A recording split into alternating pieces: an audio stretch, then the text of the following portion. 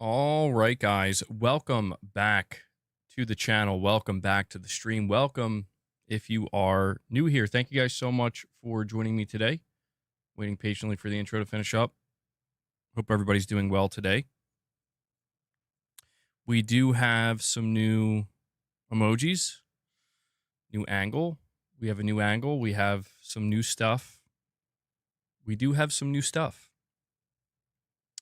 But yeah, welcome back to the stream, guys. Meet the Cheater says this pizza is hitting. We do have some we have some new merch. When are we going to get a top-down POV? Oh man. That would be the weirdest camera angle. I don't know, maybe one day we can have a multicam setup. But yeah, check out the new emojis for channel members. I figured I would kind of do a little bit of a refresh. We have a lot of new channel members, people, getting membership gifts. So I figured, now would be a good time to kind of refresh things. Show us the hats on screen. Oh, wait, hold on. Do I even have a picture ready to go? Well, I should. Hold on. Hold on 1 second. I should have had this prepared. I had everything else prepared. Here we go. Hopefully it will let me actually bring it up without actually having to log into the storefront. Let's see. Will it work? Okay. Yeah, here we go. So here it is. This is the new merch. Whoa. Hold on. New merch.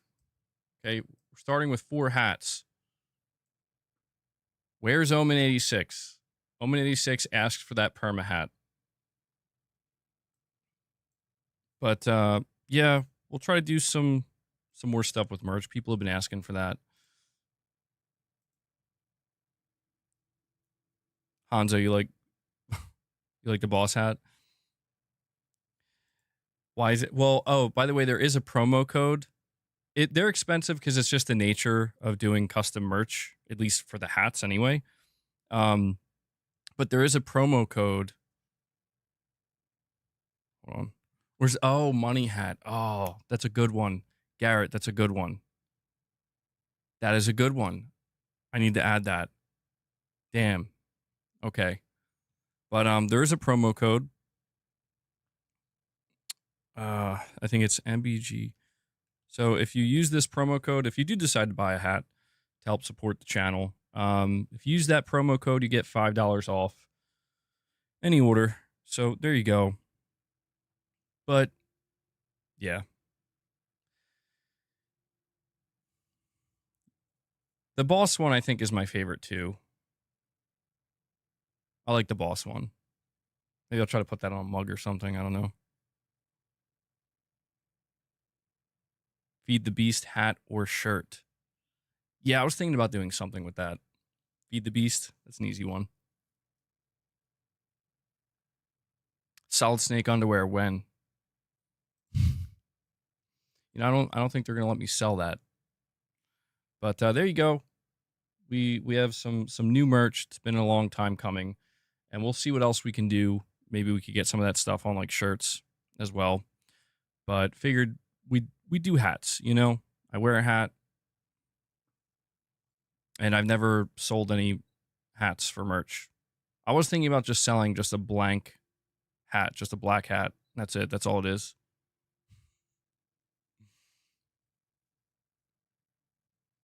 All right, guys. So, yeah, we are going to be talking about a really interesting rumor that has cropped up for GTA 6 in regards to the PlayStation 5 Pro.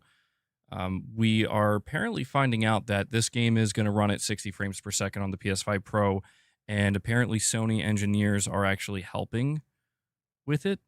And Sony does have the marketing for it. So we're going to cover that rumor. This rumor basically went viral, and it's been everywhere for the past like 24, 48 hours. So we'll talk about that. We're going to be talking about a little update for Sony's live service, specifically regarding Destiny 2, because it seems as though Destiny 2 might be in a little bit of trouble. Really, boss? I guess he has to make it known that he's here. But yeah, Destiny 2 might be in a little bit of trouble, and it seems like the situation for situation for Sony and Bungie is just seemingly getting worse. And then we're also going to talk about FromSoftware's new game. Is it really? Okay. Is that Luna or Leia? Well, this is Boss. I don't even know if Luna or Leia. I don't know if they're in here. Oh yeah, Irfan, you like the yeah, I changed it up a little bit. That's why I kind of left the corner there blank. So when people super chat, it kind of shows up there.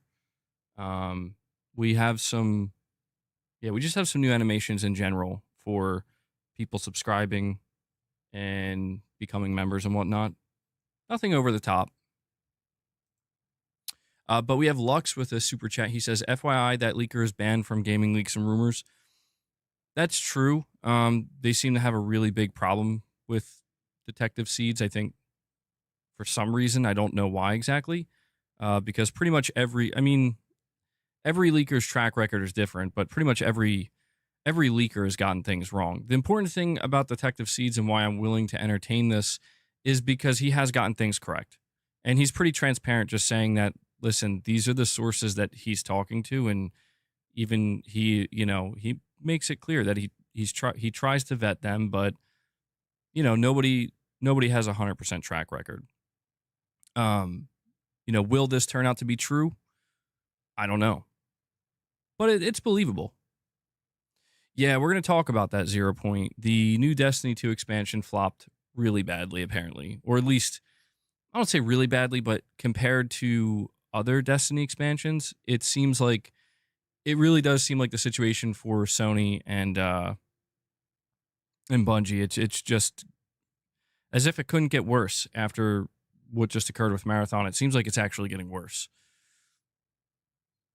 Do I think base PS5 owners will buy a Pro if this happens? I think so. Not everybody, but I think it'll sell a lot of Pros if this is true.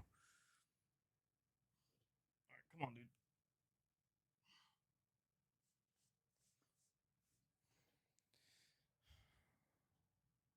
Mini Tom, what's going on, man? Yeah, so we'll dive deep into these topics. And yeah, the third topic that we're going to discuss is the new FromSoftware game, where apparently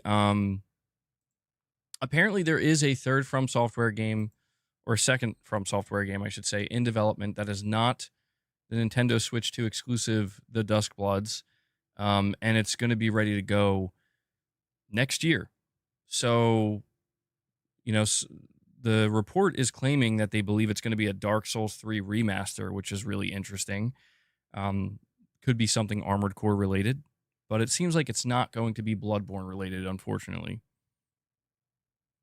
Anytime you're saying you're getting an electric drum kit soon to play metal songs, that's awesome, dude. Yeah, that's sick. FromSoftware is quietly working on Bloodborne 2. I doubt it, man. Not yet, anyway. Well, when it comes to the FromSoftware rumor, apparently it's going to be a multi-platform game.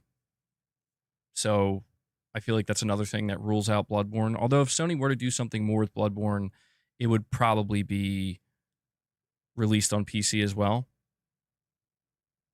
So that would technically make it multi-platform.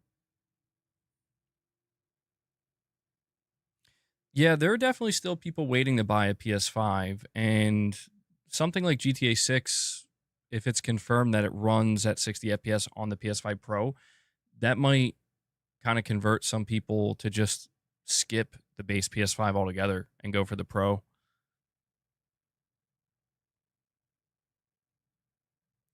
Yeah, that's true, Garrett. We're going to cover the leaks exactly as they're stated. So I did go over this in the video I released, but it says here from Push Square, social media is awash with speculation that Sony engineers are helping Rockstar to achieve 60 FPS in GTA 6 on the PS5 Pro. The hotly anticipated sequel's most recent trailer was running at 30 FPS on the standard PlayStation 5, but a widely shared ex-post user detective seeds claims to have sources telling him that the game is currently being optimized for the PS5 Pro with assistance from PlayStation and is running at 60 FPS across multiple graphical settings. So Detective Seeds says GTA 6 has been and continues to hit 60 FPS while being optimized for the PS5 Pro on multiple graphical settings.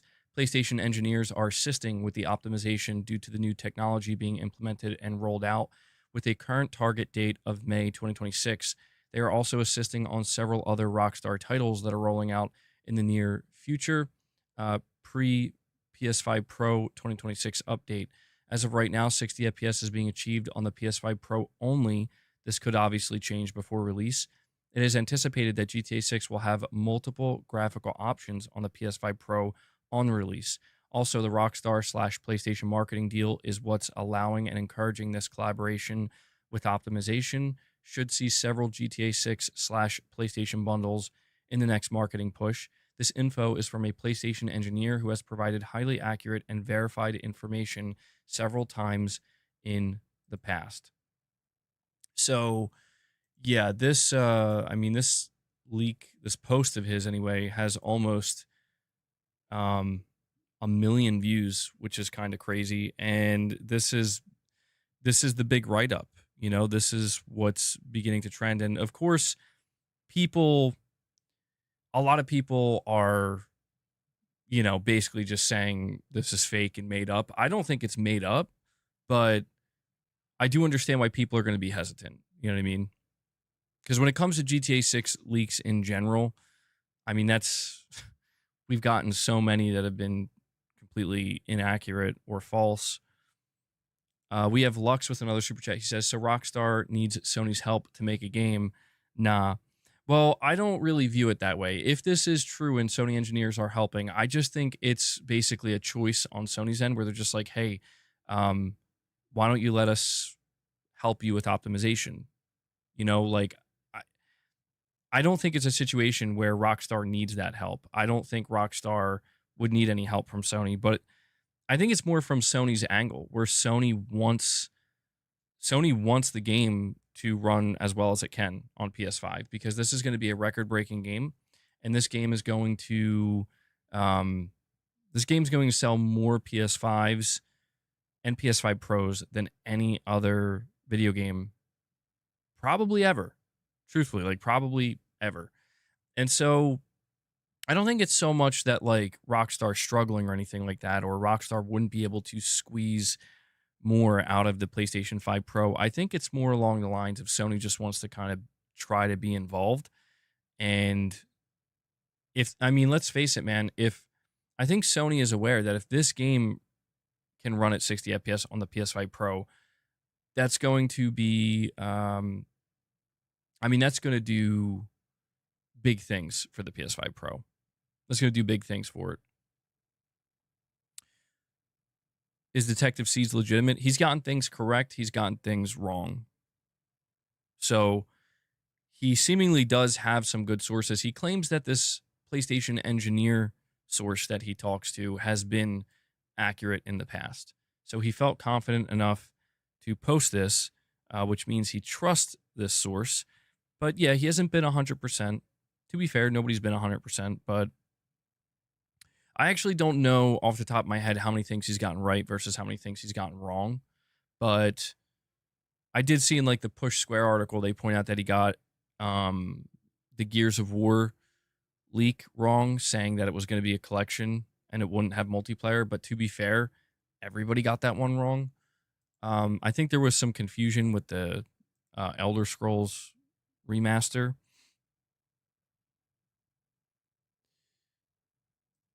Irfan, you're saying you played DS2 entirely on 30 FPS because you didn't want to lose the visuals even a little bit. You get accustomed to it, no problem for me.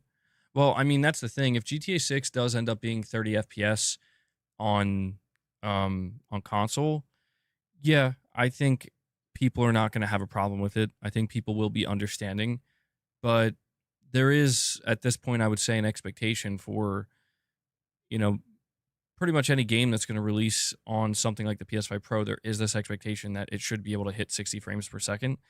But GTA 6 is a very CPU intensive game, seemingly. Really big open world games that have a lot going on under the hood in terms of just AI and stuff like that.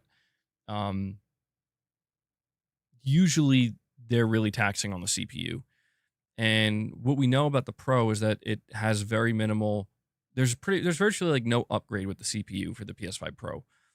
So there's a good chance that if they can get it running at 60 FPS on the Pro, they should be able, theoretically, they should be able to get a 60 FPS mode somehow on the base PS5. But I don't know. I mean, when they did show the GTA 6 trailer, it was on a base PS5. It was at 30 frames.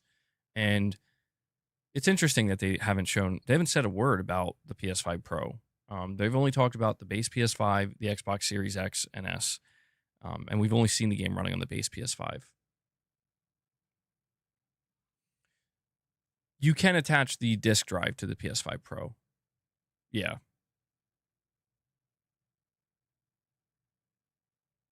I mean, technically, if you buy the PS5 Pro just as is, it's a digital only console, but Sony does sell a disk drive. It just seems like the disk drive is, it seems to be relatively scarce. And so it seems to have gone up in price because of that. Like I was checking, apparently Walmart's selling it for like $120 or something. So it does suck that if you are an enthusiast and if you have physical games, if you want to buy the PS5 Pro, you know, you're gonna have to go out of your way to buy that disk drive. I have a disk drive on mine. Craig, the tech guy with the $2 super chat says, "Is this Mass Effect talk?" Craig, I don't understand. No, we're talking about GTA 6, bro. Am I missing? Wait, did I miss something?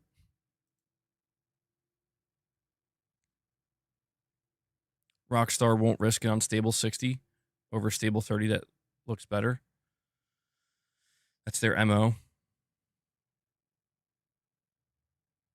Well, I mean, my expectation up till this point, I mean, I think it's still my expectation, honestly. My expectation is that GTA 6 is probably going to be 30 FPS on all consoles that it releases on. And on the PS5 Pro, it will just look better. It will look sharper, crisper, cleaner. That's my expectation. It would be shocking, frankly. It would be shocking if they came out and they're like, yeah, we can announce that you can play GTA 6 at 60 frames per second on the PS5 Pro. And only on the PS5 Pro. That would be, I think, something that would, not many people would expect. Because if you look out there right now, there aren't really any games that do that. Any game that can run at 60 frames per second on the PS5 Pro runs at 60 frames per second on the PS5 as well. Granted, it just looks worse doing so. We have yet to really see a game come out that's just like, yeah, 60 FPS mode exclusive. There is this one game called Empire of Ants. It's a smaller game, obviously not even remotely comparable to something like GTA 6. But there is this game called Empire of Ants that, as far as I'm aware, they're the only game that actually offers a PS5 Pro exclusive 60 FPS mode. So there is proof out there, albeit from an indie developer, that this happens. Wu Chang Fallen Feathers. I thought that game runs at 60 on the PS5.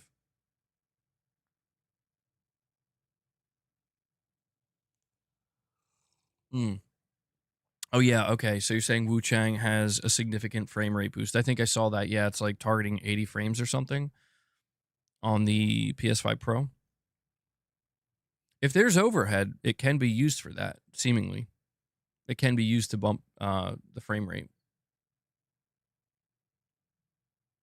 GTA 6 should have been kept for next gen, but Rockstar wants that double and triple dip. Yeah, I don't think you're wrong about that. And Ray is letting me know that PlayStation Direct has disk drives in stock right now. Okay. I'm assuming if you're getting it from PlayStation Direct, there's no markup. They're just $80 flat. Well, we do need to keep in mind that, there have been quite a few different analysis videos done on the most recent GTA 6 trailer. And the general conclusion is that this game is doing things that we've really never seen before. We've never seen this level of detail. It does seem to be really pushing the limits. So again, keeping that in mind, it's not that I don't believe this could be true. I actually do believe this could be true because it makes a lot of sense. But I just don't know that it's worth getting our hopes up. I think it's better to stay in that safe spot of just assume it's going to be 30. Nothing wrong with hoping that this turns out to be true and that the engineers at Sony are helping, try to optimize it and get it, to 60 FPS. There's nothing wrong with that. But I still, just everything we know about GTA 6, I still am not convinced, I guess we could say. I could believe it if it happens, right? And if there's like more leaks and more rumors that start to come out that actually this is happening. GTA 6 bundle with the PS5 Pro. That's another question that people have had for some time now, is if the PS5 Pro is actually going to have a specific bundle for GTA 6. I think Sony will have multiple bundles if they actually have a marketing deal with Rockstar. The most important thing to understand about GTA 6 when it launches is that it's going to do something that has never been achieved in gaming before, in the gaming industry, across any industry. It's going to break records across all mediums. It's going to make more money in a single day than any other property across movies, music, TV, gaming, across all entertainment. It's going to make more money in 24 hours than anything ever has. It's going to sell an unfathomable amount of units. It's going to, without exaggeration, GTA 6 is seemingly going to be the biggest entertainment launch in history. And it's going to cause, at least for the week it comes out, I don't know, man.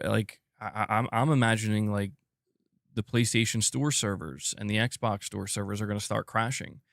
This is how big this game is and how massive the launch is going to be. So, I think with that being said, this game doesn't need 60 FPS. Just from that perspective, it would be great to have it, but nothing's going to stop GTA 6. I think it would be a big marketing beat if they announced that it can run at 60. If Rockstar comes out and is like, yeah, we do have a performance mode, I think people are going to really celebrate that, and it's just going to be more positive momentum.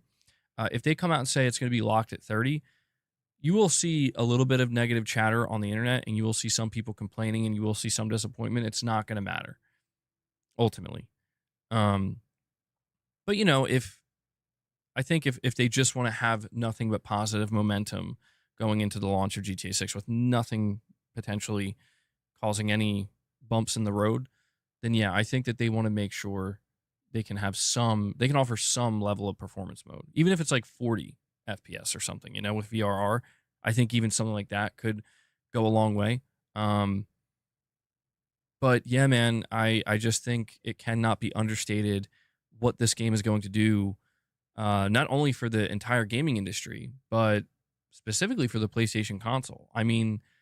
This game is going to sell Xbox consoles, but Xbox console sales have fallen off a cliff. They've plummeted. Sony's still doing well, and I feel like basically once GTA 6 comes out, Sony will, if they wanted to, be able to just coast for the remainder of the gen. They don't have to worry about anything. Like GTA is going to sell best on PS5 because you got to keep in mind it's only releasing on two consoles, PlayStation and Xbox. It's not releasing on Switch. It's not releasing on PC. The only reason I think it will boost Xbox console sales is because the Series S is still cheap, relatively cheap anyway. So I think it'll still boost that to a degree. New Soul 9, a member for 4 months at Play Has No Limits Plus. Thank you for the long-term support. New Soul, you're saying, MBG, quick question. Do you believe for the PlayStation 6, uh, will it even have another major Rockstar game title, knowing the co-founder left the studio, since PlayStation clearly relies heavily on Rockstar games for their console? Um, to try to better understand the first part of what you asked here, are you saying, do I believe for the PS6? So you're asking me if I think that for the PlayStation 6 generation, if there will be another major Rockstar title. Okay. I think the answer is yes. I don't think it's going to be GTA. I think you're going to get a PS6 version of GTA 6 that will do extremely well on the PlayStation 6. But I think that new game will eventually be Red Dead Redemption 3. I think that's going to be like maybe uh, well, let's see, comes out 2025 or 2026, maybe like a 2033 game or something like that. 2034. I mean, it sounds crazy because it's almost a decade from now, but I think I think it's been pretty much confirmed that Red Dead Redemption 3 is a game they're going to make. And it's not that Sony solely relies on Rockstar, but there's no denying that Rockstar and Sony have a mutually beneficial partnership in a way where like they just both kind of rely on each other, right? I mean, let's face it. What When you consider that the PS5 has probably by this time 80 million units out there, the Xbox console is not doing great, and they probably can't get the game running on the Switch too, and it's not ready for PC. I mean, in that case, like, yeah, Rockstar's really kind of going to be, let's face it, reliant on the PlayStation console to be their workhorse in terms of sales. But that's where Sony is like, yeah, man, we need a big push for the end of this generation. We need this generation to end with a bang. You can kind of see how Sony is relying on them in that case, and so it's a mutually beneficial situation that I think both Sony and Rockstar benefit from greatly. Um, I think they're both going to benefit from this in on a level that we haven't seen before. But I do think that for the PS6 generation, there is a chance. I don't know how high of a chance it is because I mean, as we've seen, Rockstar can end up skipping an entire generation. Well, no, technically they wouldn't if they're getting GTA 6 out next year, so they're not skipping a generation. I think that they will have at least Red Dead 3 ready for the PS6 by like, in the second half of the PS6 life cycle. And Lux with another super chat says, with Xbox now PC, next Rockstar might launch on PC day one. I mean, yeah, that's an interesting thought. I didn't really think of it from that angle. So if we imagine like next generation, we had the PlayStation 6, we had the next gen Xbox. The next gen Xbox is essentially a PC. Steam is on it. Red Dead Redemption 3 is coming out. Yeah, I mean, it's so hard to predict that though, because I mean, that deep into the next generation, who knows what things are going to look like? You know what I mean? Like, who knows what this next gen Xbox is going to look like? But I do understand where you're coming from, Lux. That could be something that changes, where it's like, okay, well, any time that we were going to spend optimizing for the bespoke Xbox version, we could just funnel that into PC. How big of a studio is Rockstar? Oh, they're massive. I think they have like certainly over 1,000 developers, I think. Yeah, I mean, you have to imagine Red Dead Redemption 3 is quite a ways away. I could see Red Dead Redemption 3 being a game that closes out the next generation. They have 6,000 developers, is that true?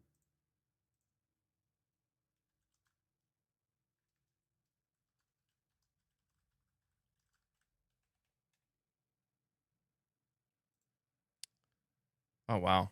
Yeah, you're right. Roughly 6,000 developers. Oh my god. Rockstar Games has roughly 6,000 developers working on GTA 6 across their worldwide studios. Is that where's that coming from though? I mean, that's wild. I can believe it though. I can believe it. You're talking about, again, the biggest entertainment property in history. 6,000 devs. That's wild when you consider, like, when you consider most AAA games probably have, I mean, like the higher end AAA games, 300 to 400 devs, 6,000 devs. I mean, it's not really comparable.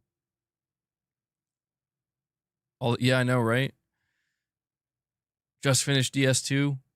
Oh man, yeah, I'm on chapter 10 now, and I'm assuming I'm getting at a point where like the chapters are going to start going quicker. I think I'm on like my final delivery or something. So I'm making progress. Slowly but surely I'm making progress. Things are definitely getting more interesting. I can tell you that from the story perspective. Things are getting more interesting. Not spoiling anything, but I can tell that I'm reaching that point where this is what it's all been building up to. And Digital Dude 25 with a $2 emoji, eyes bulging. What's bro looking at? Uh-oh. What's he looking at? And we also have New Soul 9 with a $5 super chat. Thank you, New Soul. He says, wait, MBG, is it the same writers of Red Dead Redemption 2 making Red Dead 3? Oh, yeah, you did mention that. Well, there have been a lot of different rumors about why certain individuals have left Rockstar, like Dan Houser. I think he was the writer of Red Dead 2. He was the writer of GTA 5 and 4 and Vice City and San Andreas.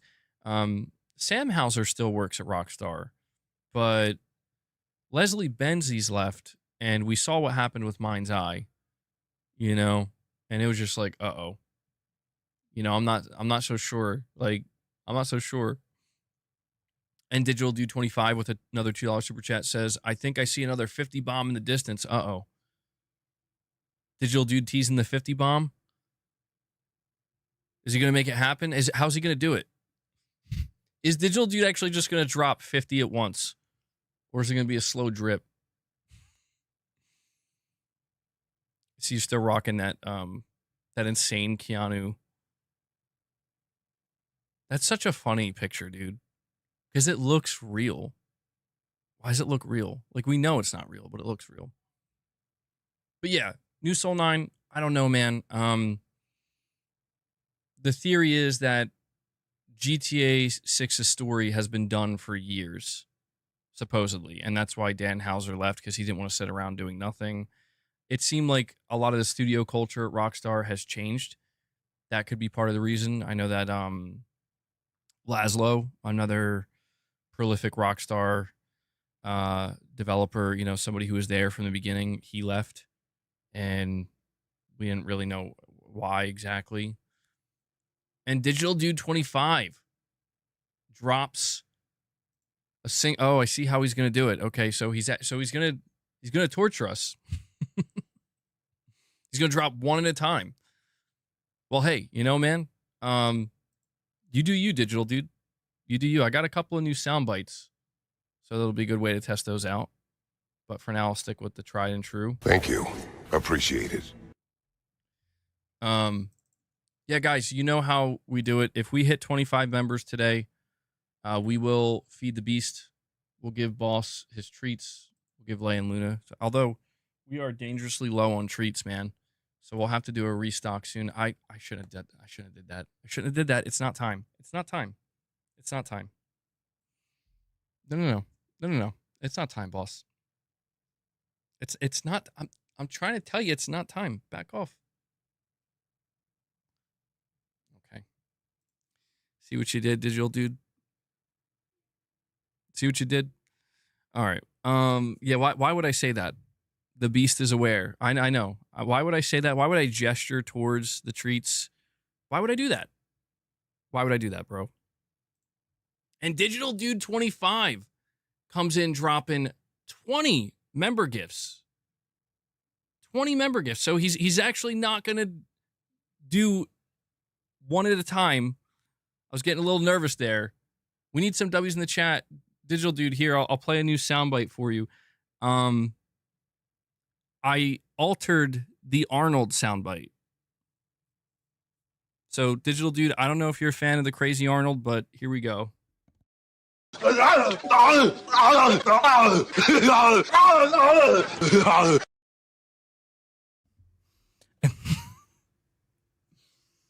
And that's for Digital Dude dropping 20 member gifts on you guys. Bringing us up to 21 members on the day. So we are just 4 away. Just like that. We're 4 away. Don't bite that. And we can feed this guy. Feed him some treats. Furious Legacy Gaming says, what was that? That was Crazy Arnold. Crazier Arnold. Even crazier Arnold. Yeah.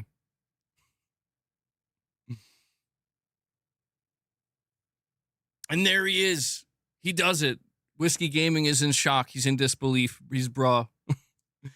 Digital Dude drops another 5, and he does it. He gets us over the 25 mark. Boss. Boasty, read me. It's time to feed the beast.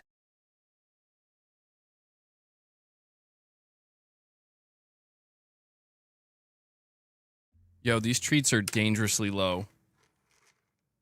Dangerously low. Over here welding. Welding a heat manifold, and I hear that shit.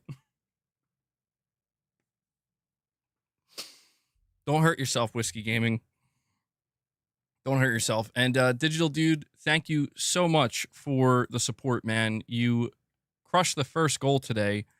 We do like to cap it out at 100 on days where we get to the 100 mark. But crushing the first goal is always the most important. So I'll give you another new soundbite. You know, people have been wondering, like, when are we going to get a Hideaki Nishino or a Herman Hulst soundbite? Well, here you go. This is an incredibly exciting time for PlayStation. All right, listen. I was this close. I was this close to finding an interview of Herman Hulst where he was talking positively about Concord. And I might still do it. We'll see. Got to have the positive Herman, okay? Positive PlayStation Herman. But, man, it would be a hell of a thing to have. Exactly. The cringe is real. But it's only going to reach peak cringe when we get Herman telling us how excited he is about Concord. I forget if I did any other new sound bites, but we'll find out. But there you go. We also have PlayStation Pete, and he drops a $5 super chat. Thank you for that, PlayStation Pete. And he says, my Game of the Year nominees, Death Stranding 2, Expedition 33, Ghost of Yotei. Bro hasn't even played Ghost of Yotei. It's up for Game of the Year. And Donkey Kong Bonanza. Apparently, Donkey Kong is really, really good. I've had just more and more people coming onto my stream telling me how much they're enjoying it. Maybe one day. Maybe one day. I mean, that's a pretty good lineup. I do think Ghost of Yotei, all joking aside, I think Ghost of Yotei will probably end up being a Game of the Year nominee. Did you really not get enough, dude?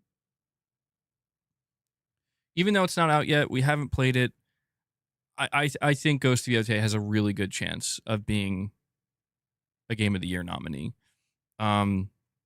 Things are getting more interesting for me in Death Stranding 2. Still can't say that Death Stranding 2 is my Game of the Year. Not yet. I got to finish it. Got to see how it ends, see how it wraps up. But as of right now, Expedition 33 is still my Game of the Year, dude. I'm starting to think that for as good as Death Stranding is, and for as much as I'm loving it, I don't know. I'm going to have to see how this final act plays out, because Expedition still has it for me, man. And then I'll have to see how Ghost of Yotei is, because I have very high expectations for Ghost of Yotei. certainly. But good stuff, PlayStation Pete. And by the way, PlayStation Pete, your last super chat, I believe you said that you got all of the DLC trophies for Astrobot, and I'm assuming that means the latest one. Dude, I've been trying to beat the mastery level. The final mastery level, and it is really, really hard. Like I'm actually really struggling. So I'm probably going to do a members lounge this week. Maybe tomorrow or Tuesday. Yeah, dude, MRPD, no joke. I think I'm gonna do a members lounge gameplay stream where I try to beat that level on a stream. So if you guys want to see me torture myself, all right, if you want to see me torture myself, stick around. Keep that membership. Neo, you're saying Death Stranding 2 is the only generation-defining game released this year. Deserves it off that alone. No other game has pushed the technical boundaries like it. Deserves it off that alone. Plus, it's just also great. Yeah, I mean, I can agree with that in terms of it does. Death Stranding 2 does feel like a next-gen game. It feels like that game that we kind of been waiting to release, where it's like to really flex what the PlayStation 5 can really do. Because even if, I mean, I played it on the base PS5 as well. It still looks incredible. It looks better on the Pro, but like if there was no Pro, I'd still be blown away by it. Certainly.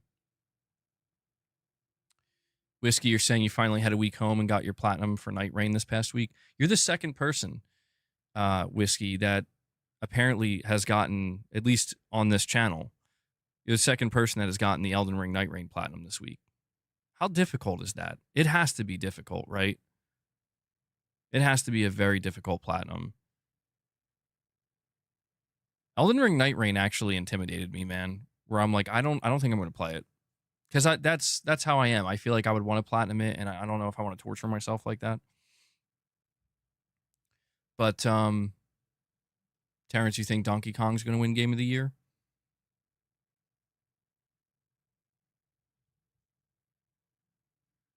Neo says Expedition 33 is phenomenal. Don't get me wrong. But I feel like if it weren't for it being made by such a small team, it wouldn't be getting nearly as much praise. It has some major flaws. Potentially, yeah. I do think that there is some level of truth to the fact that it is a smaller team. And basically, it's a team doing something that a team of that size should not be able to do. I do agree with that. I do think that gives it some extra points. But I don't know, man.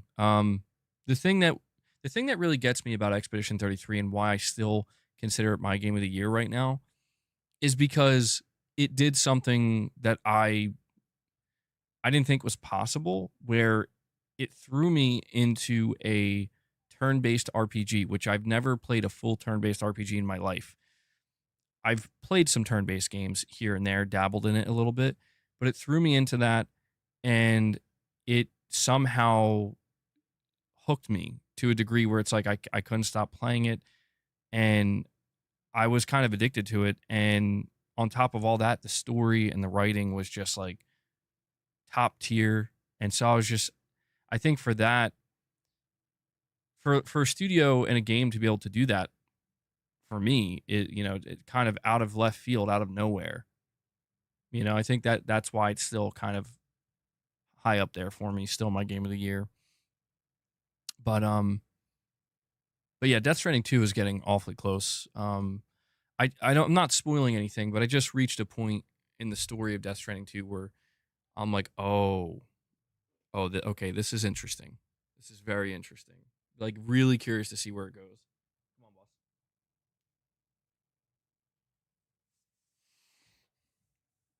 boss. But the gameplay of Death Stranding is incredible as well. I mean, getting addicted to trying to 5-star these different facilities and delivering packages. I mean, it sounds so funny, but that gameplay loop does become very addictive.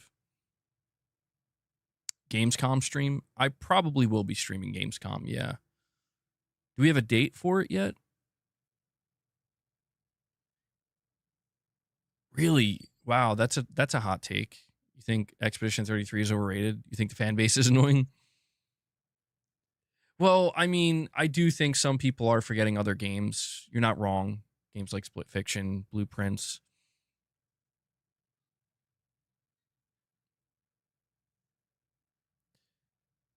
I just got past the snow area, Irfan. Yeah, I think I'm on chapter 10.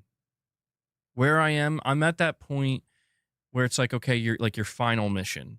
Like you're like not, it's not the end of the game, but it's like, I think the final main mission to connect Australia. So I don't know what happens after that, but I'm assuming it gets crazy. That's because the ending of Death Stranding 1 got wild. Got really wild.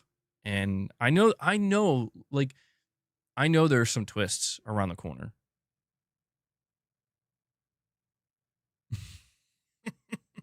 Oh man, I can't wait. Texan American Gaming. I can't see, that's what I'm so curious about. I'm curious to see if I'm left with that same feeling of like, what the F, but in a good way. Or is it possible that I'll be left feeling what the F in a bad way? And Irfan, you've been teasing it, man. Yeah, I got to get a move on. Be sure you have free time for the end. Lots of cutscenes. It's long and consecutive. Interesting. Okay. You know, I was just thinking about that when I was playing it a little bit more yesterday. I was thinking to myself, like, you know, none of these cutscenes have been particularly long. At least like what I've come to expect from Kojima. I expect like 20-minute long cutscenes in some cases with Kojima, but so far it's been pretty consistent, pretty tame. And if you're like what you're saying, Michael, it almost makes me feel like got like an MGS4 type ending here, which is hell yeah, I'm ready. I think I'm ready, but I'll keep this in mind. Battlefield 6 reveal on July 31st. Definitely gonna have to check that out. And we have Nick with a $5 super chat saying, just dropping some support, showing up late. Well, I appreciate that, Nick. Thank you. I always appreciate the support. Yeah, guys, by the way, do me a favor if you haven't already. If you're enjoying the stream and enjoying the discussions, please take a moment and hit that like button for me. We could easily get to 100 likes. Let's see if we can push past that, get to 125, at some point 150. Lets me know you enjoy the content and helps with YouTube's algorithm. YouTube likes to see people hitting that like button. So take a moment, do that for me if you would.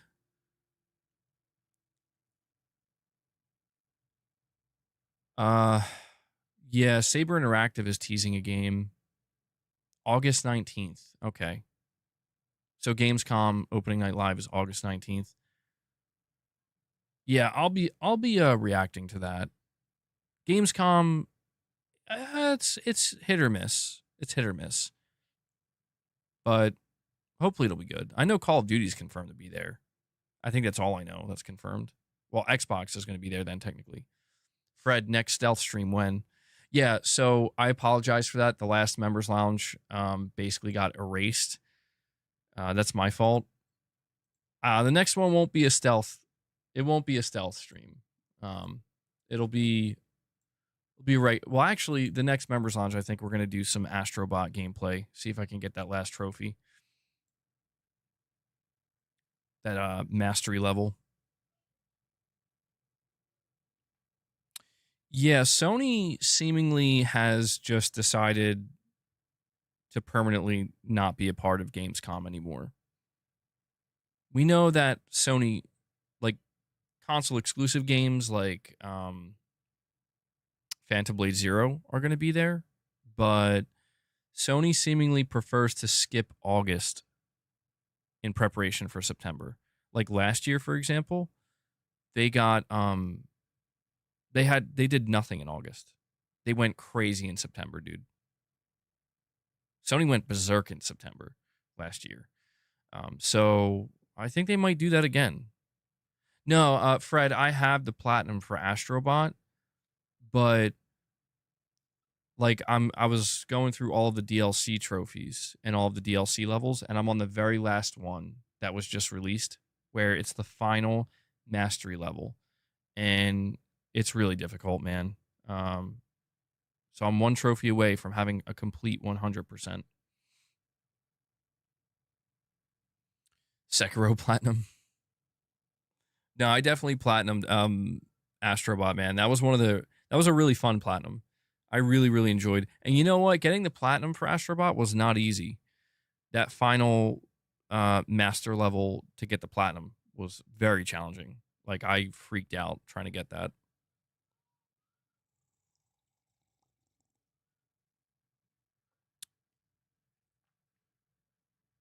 Sony will be at Tokyo Game Show, or at least they will have a presence there through having different booths. And I am curious to see what Sony does this September because, like I said, last year, Sony, I mean, they released Astrobot in September. They had a state of play. They did a PS5 Pro reveal. And I think there was one other thing they did that I can't quite remember, but I just remember that month was packed. Like Sony just had, I think, yeah, they were at they had the Death Stranding panel, yeah, at TGS. I mean, they just had like 4 different things lined up in a row. And yeah, I remember because prior to that, we were all kind of thinking like, man, Sony's like being really strangely quiet, like completely silent in August. They're not really saying or doing anything. Although, well, actually, no. Hold on. Sorry. They were not. August was Concord month. See, I'm trying to erase out. Yeah, I tried to erase it out of my mind. I wanted to believe it was quiet. No, it wasn't. It was the opposite. It was actually very noisy, in the worst kind of way. You think Sony wants to bring Eastern devs back to the limelight of PlayStation games? Well, they seem to be facilitating that. They seem to be doing a pretty good job overall. I think that we've seen Eastern developers find some big success on PlayStation recently, and I could see that continuing because that's what Sony's trying to do. They're trying to break out in different regions of the world and in some Eastern countries, and naturally getting more Eastern devs on board and making sure those games are not only available for your platform, but hopefully as optimized as they can be. Sometimes doing partnerships. It's a smart move. It's not easy, but Sony, they're trying to put in the work, and I respect it. Nick says, as the resident weeb, PlayStation consoles are at their best when Japanese developers are kicking ass on the platform. Irfan, you saw Superman and you liked it. I think I'm going to be seeing it soon.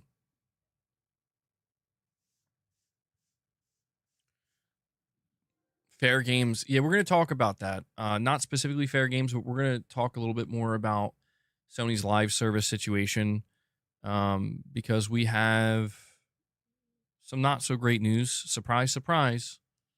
Live service, some not so great news. By the way, I discovered on YouTube that PlayStation's 2025 business meeting, the 25-minute presentation, was actually uploaded. And I couldn't find it originally when it came out, and I wanted to like watch it with you guys and react to it. I'm not going to do that today, but at some point I would like to check that out because I was watching a little bit of it, and man, to be honest, like I wish I would have listened to that whole thing. I wish I would have came across it sooner because after listening to it, it's like, oh yeah, well it's obvious why Helldivers went to Xbox at this point. I think Herman Holst and Hideaki Nishino are pretty much letting us know what to expect, Did I talk about GTA 6 already? I'm glad you like the new emoji. We did. We'll probably still continue to talk about it a little bit, but it's seemingly...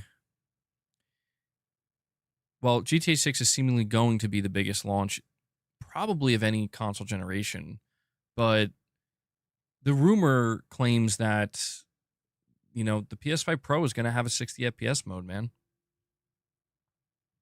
And it's coming from Detective Seeds, who has been correct about some things, incorrect about others. Why that's so delayed. The age of Totokism. Well, yeah, it's interesting because like when I was listening to this presentation, I'm like, yeah, they're just basically flat out saying it. Like they're just saying, like, yeah, we're focused on keeping our current PlayStation player base happy while expanding broadly and experimenting by going to different places, putting our games in different places. I'm like, they're just saying it. But we'll do that on another stream. Boss is knocked out. Yeah. He got his treats nice and early. Thanks to Digital Dude.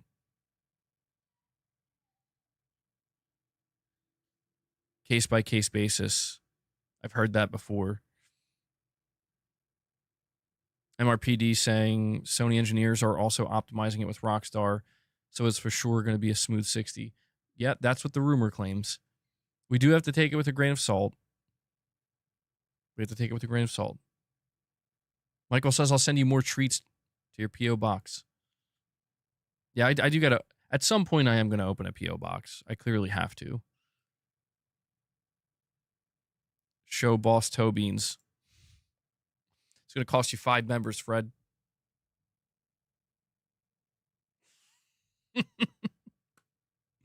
Toe Beans.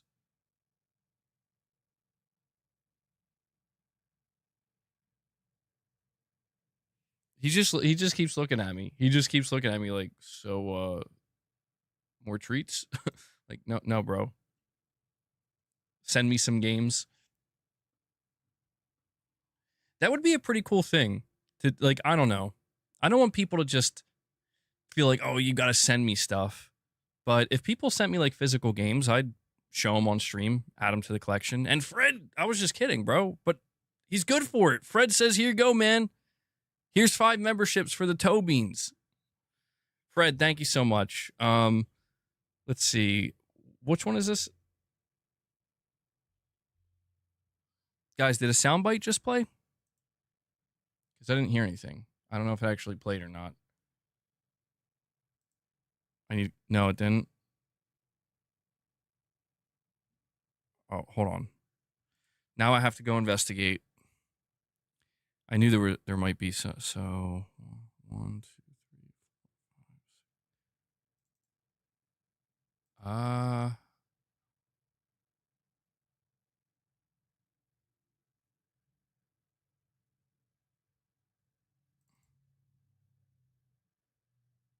That's weird. I don't know why it's not playing.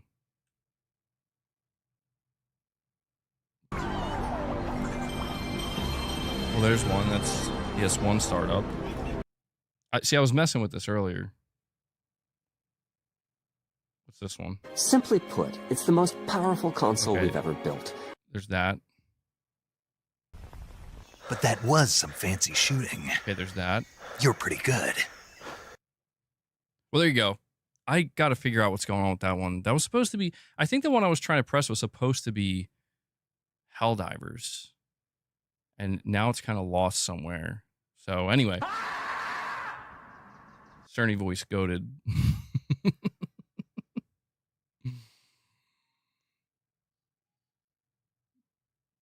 All right. Fred, with your 5 memberships, you brought us up to 31 members on the day. Thank you guys so much. Yeah, if you guys want to continue to support the channel and support the community, obviously gifting memberships is a big way to do that. Can become a member. We're going to be doing members content. I guess Boss must sense that Michael's going to send him some new treats at some point. But you can, consider dropping a super chat, direct donation. These are all ways in which you can support the content in the channel. We're totally fan funded. I can only do what I do here because you guys make it possible. So thank you as always for the support, guys. You good there, man? This cat is attached to my hip, man. Like everywhere I go, he follows me. Mrs. MBG always talks to me about it. How like he's my little buddy. He's literally like a Palico from Monster Hunter. He will follow me everywhere. He doesn't ever leave my side. Anytime I'm sitting on the sofa, he's sitting there with me. If I'm sitting on my chair, he's either sitting next to me or sitting on my lap. How old is he? I think Boss is 7 years old. I know how old he is in cat years. Cat years to human years. So he is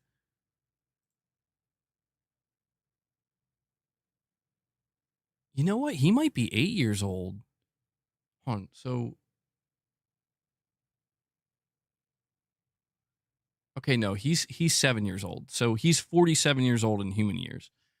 He's a 7-year-old cat. So he's not that old. He's not senior yet. He's like pretty much middle-aged. Prince G, you say you hate cats, but Boss is the exception. Well, thank you, Prince G. Boss thanks you.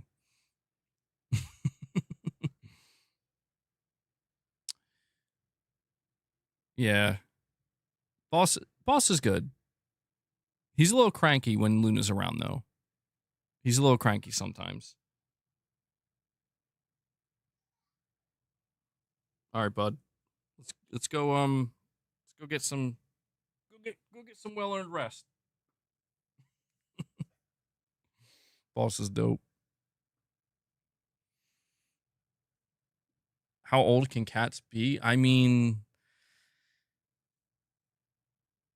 I don't know. They can go up to 20. I feel like 20 is high up there, man. I feel like it's rare that a cat lives for 20 years. Only a few cats I've ever liked are ones that enjoy pets, not demand them. It's sad, Prince. Yeah. Perfect image. Thank you for that. I'll check that in just 1 second. 13 to 17 is the average.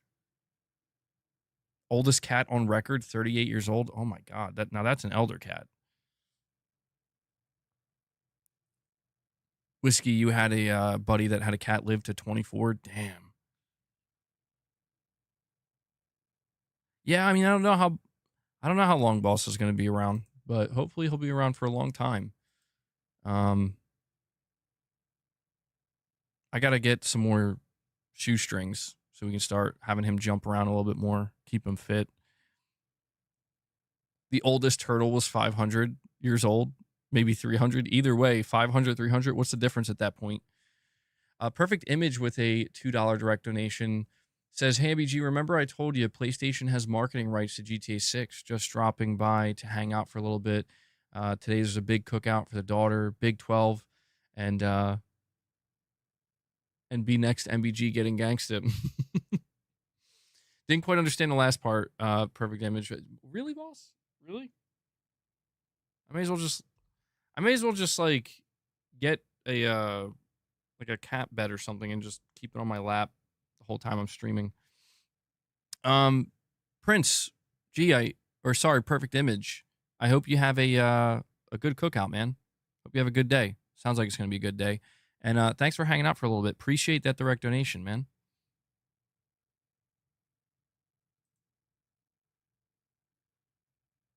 I did. Unfortunately, Fred, I did. I saw the Doll Man dance on the DHV Magellan. Yeah, very unsettling. Yo, Doll Man's an awesome character, though. I have to say. I was a little bit worried that it was gonna not be annoying, but like, I don't know, just kind of having that companion character. Because like in DS1, well, yeah, that's all I'll say. I'm not gonna say anything more. He's a good character. And I appreciate Doll Man the further we get into the game. I appreciate him more. Nothing close to Mimir. Well, I don't think anything's going to top Mimir. Mimir is pretty 10 out of 10.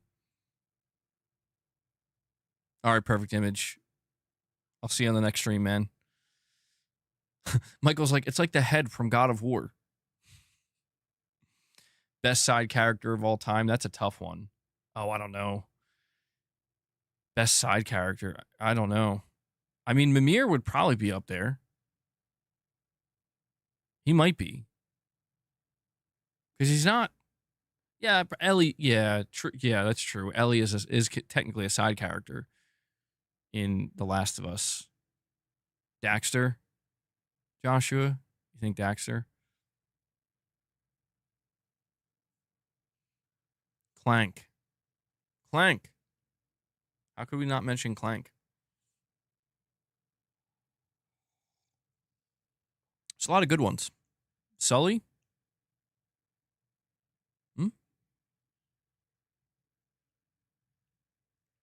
Snake's robot in MGS4. Otacon's Mark II. Well, a lot of good side characters, that's for sure. Yeah, Otacon's up there. Gray Fox is a great character. Yeah. Mr. B says Sully's a good call. The best side character is Boss. The best side character is Boss. We all know that. Spartan says Tifa. Uh-oh. Tifa. Zeke from Infamous. Sly Cooper's friends. The character is known as Sly Cooper's friends.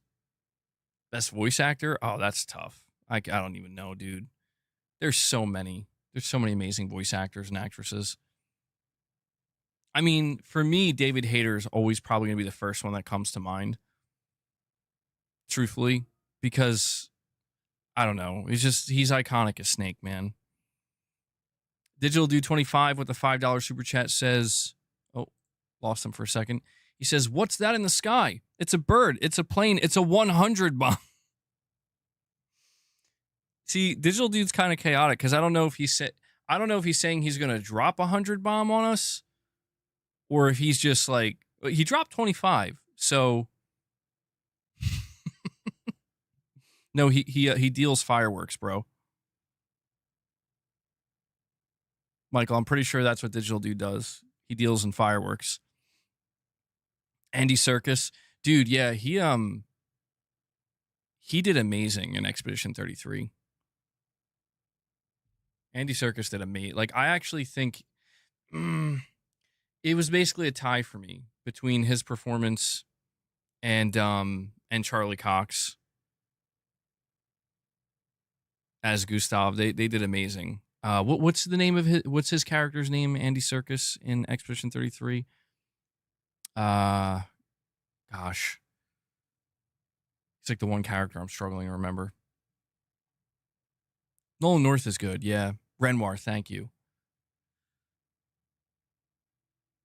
Ben Starr, yeah, Ben Starr is really good. He did fantastic in Final Fantasy 16, and I feel like his role in Final Fantasy 16 really brought him up. Yeah, he seems to be like a rising star. Troy Baker, I mean, Troy Baker's always been really good, man. Troy Baker's been an incredible voice actor and just actor in general.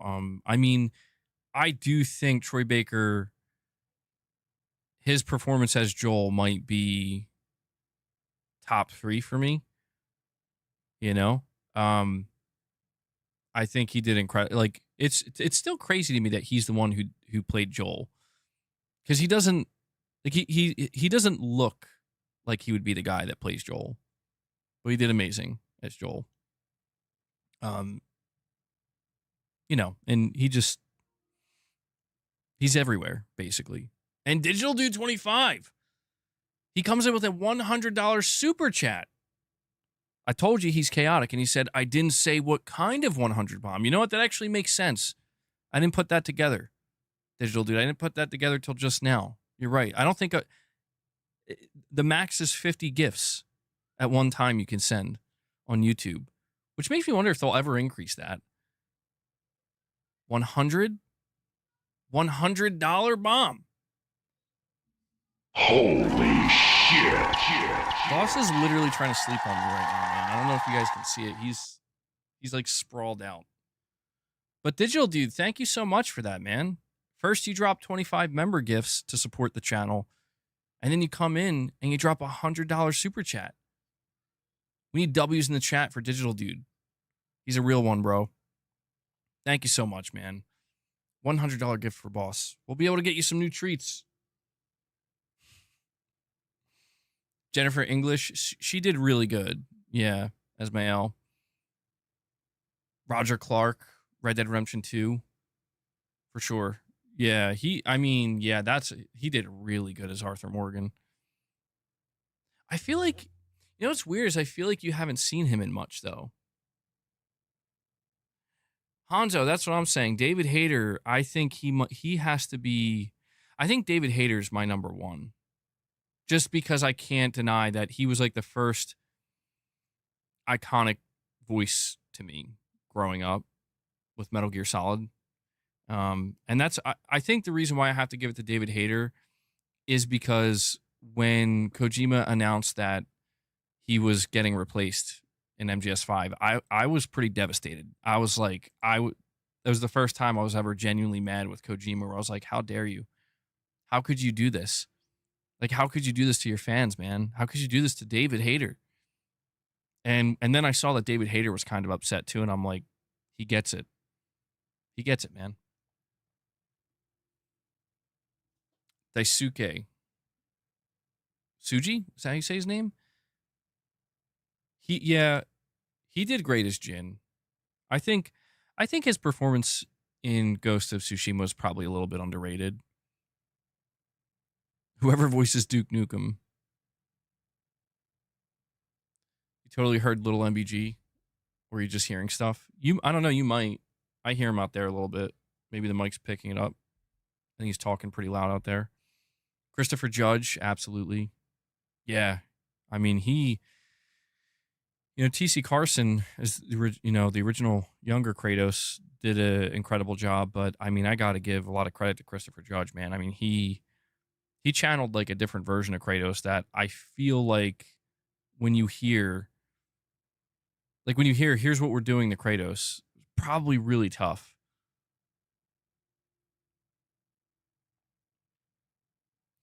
Yeah, I don't know that you can compare either of their performances, but I think it would be safe to say that they both do the character justice. They both, I would say, played the role perfectly. T.C. Carson as young Kratos, just going berserk, and Christopher Judge, an older, wiser. Not, people say he's softer, but I don't know. It just seems to me like he's just kind of, he's not blinded. He's not like blinded by the rage anymore. I've been thinking about God of War recently, and I think it's because we've been talking about Santa Monica's next game.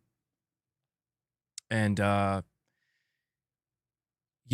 just been really thinking about Kratos' journey from God of War 2018, God of War Ragnarok, and kind of thinking about how, like, I don't know, just, I mean, not to give Cory Barlog and Santa Monica Studio more credit again, because they've gotten all the credit, but man, they really, I mean, they really, I think, elevated the character of Kratos to a level that I did not think was possible. Truthfully, I never had a problem with Kratos, but I always just thought, like, he has a deeper story, but, Digital Dude 25 with a $5 super chat says, and now for my next trick. I'm going into Michael Werner's pocket, and I'm pulling out $1,000 from his bank account. Oh, Digital Dude, that reminded me. In my last members lounge, I forget who was asking about it, but somebody was asking me to go check out the Stellar Blade Twitter account, because it seemed like they were teasing something. And I remember when I went to go check it, it was really bizarre. It seemed like they were teasing some kind of coin drop or something, and nobody could reply to it. And I said to everybody, like, be careful. I'm pretty sure, like, this looks kind of suspicious. I think, like, did their account get hacked or something? It was confirmed that their account was hacked and is still hacked. So just a heads up, if you follow the official Stellar Blade account on Twitter, or if you come across it, the director of the game confirmed that apparently it's the second time they were hacked. I didn't know that, but apparently they were hacked. And yeah, that sucks. Digital Dude's he's gonna jack Michael Werner's $1,000. Sweet Baby Hank hacked them.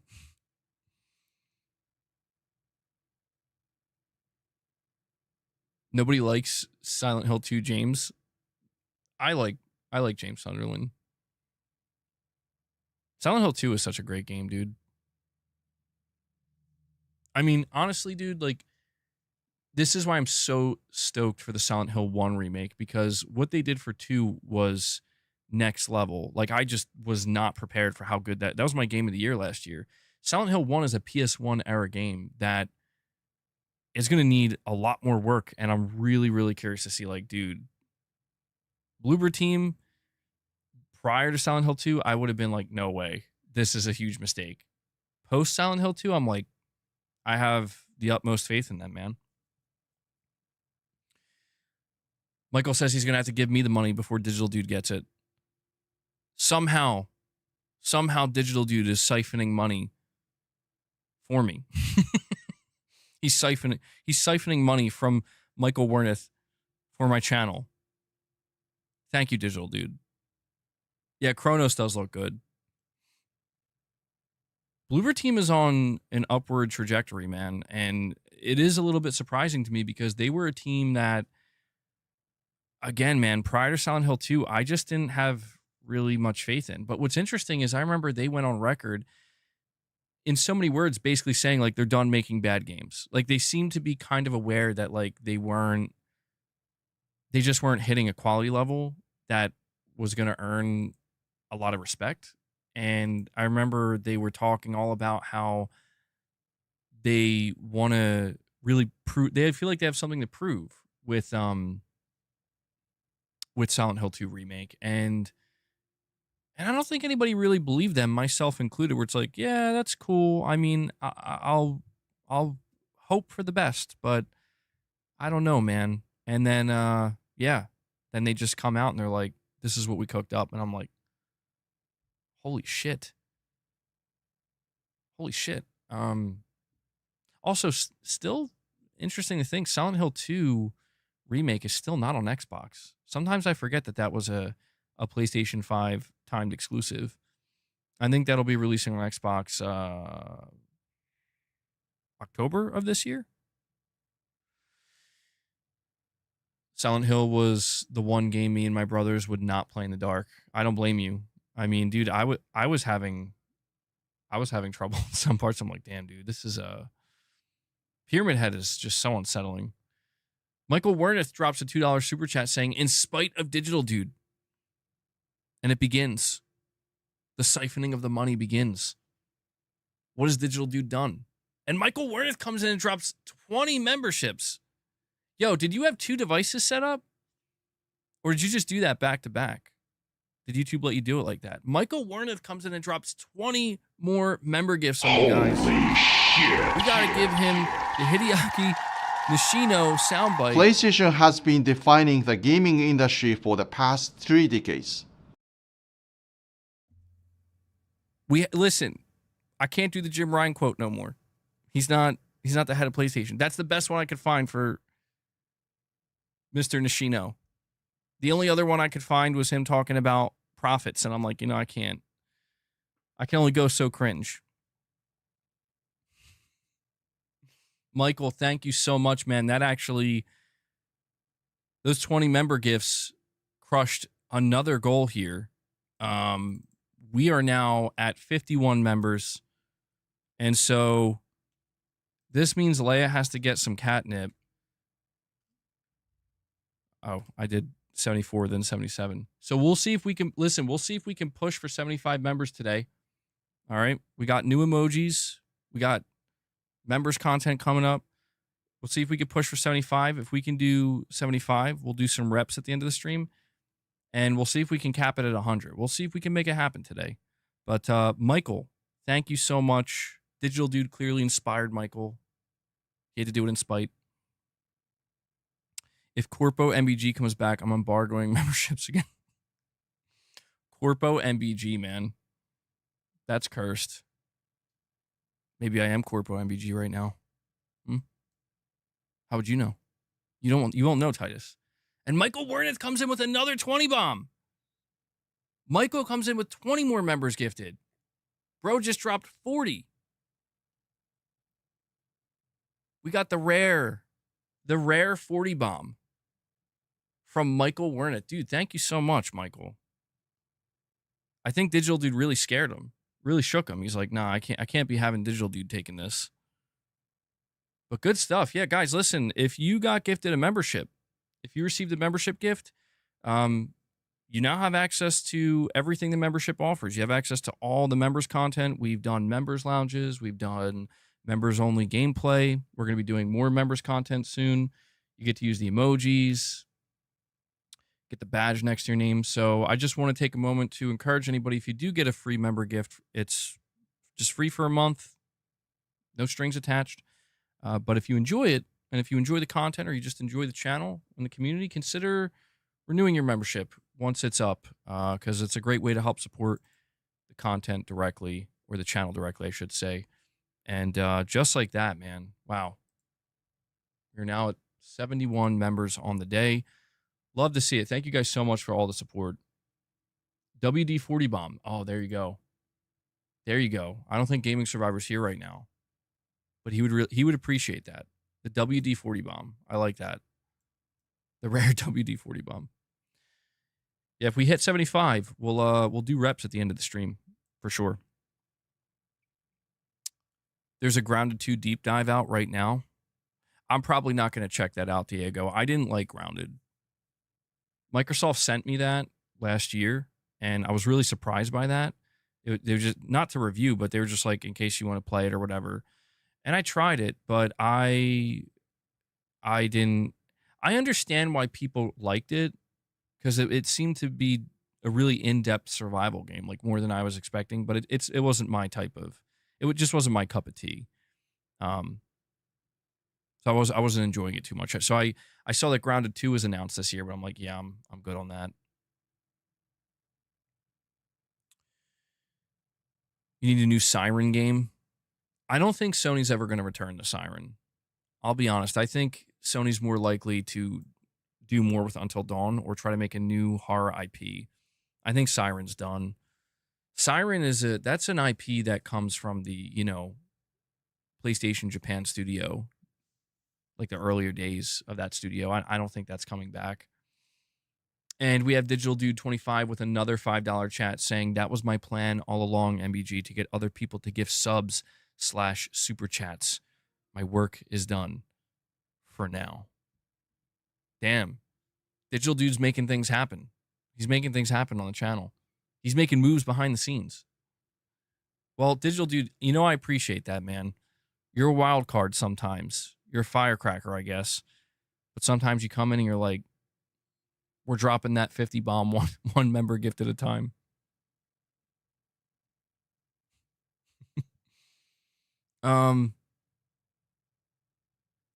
Oh, something else I want to tell everybody about. I got to do a better job at letting people know about this, because it's new on the channel.